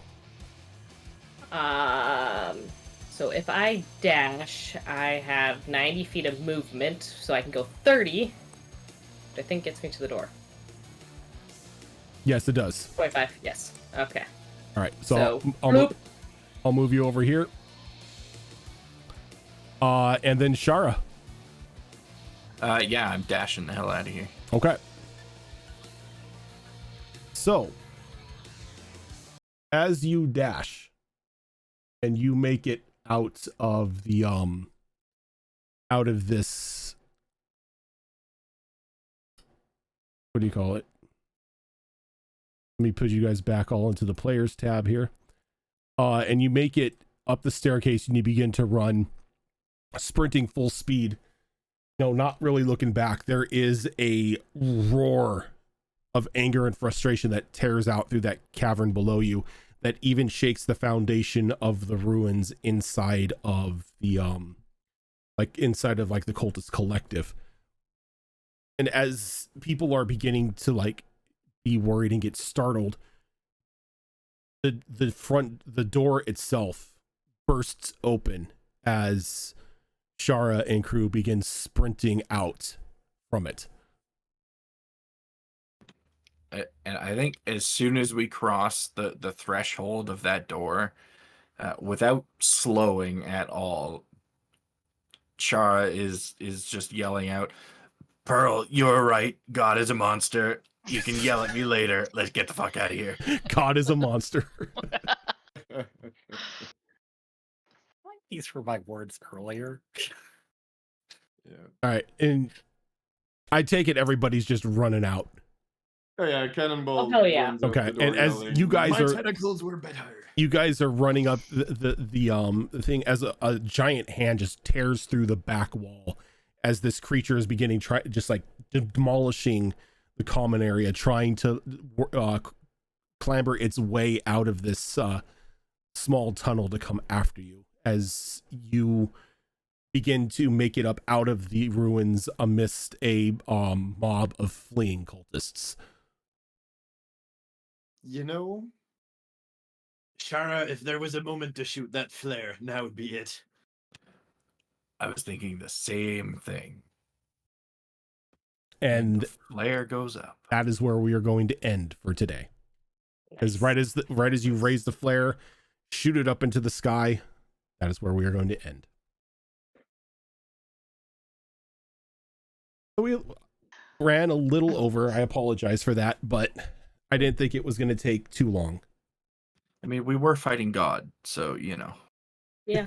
You were right. God is a monster. I think Pearl is thinking, nobody tell Rory. You're not wrong. But look, we killed a giant tentacle monster in the end anyway. Oh, it's still alive. I wasn't gonna say I told you so, but I told you so. Well, sorry. And DMCA'd. Right? DMCA. All right, that is going to do it for us tonight. Thank you so much, everyone, for tuning in. Take care, everybody. If this is your first time here, this is not the only show we do. Coming up tomorrow, we have another episode of Destiny Forge Campaign 3. On our upcoming Saturday, we have another episode of Wayward Wanderers, which is our Pathfinder 2 Extinction Curse campaign run by Azarin. Then we'll be circling back here. Monday and Tuesday for next week are going to be they're not going I'm not going to say they're not going to happen. They're going to be postponed as I am beginning a new job and I don't know what the commute is home yet. Thankfully, once after the first week is done, Mondays will be freed up so I can still be here for like the Monday show, and then I think the only one that may have to have time change is Tuesday, but we can all discuss that at a later time. But we will be back on the next Saturday for another episode of Withered Wastes, which is another 5th edition campaign that we run. And then afterwards, cycling back through and starting the week fresh. Also, if you came in late, or again, if this is your first time here, all of our shows are over on our YouTube channel. All of our campaigns, all of our mini adventures, one-shots, holiday specials, they're all over there. But for now, we're going to head on out. Thank you so much, everyone, for tuning in, and we will catch you tomorrow for some Destiny Forge. I'm waving goodbye. Bye.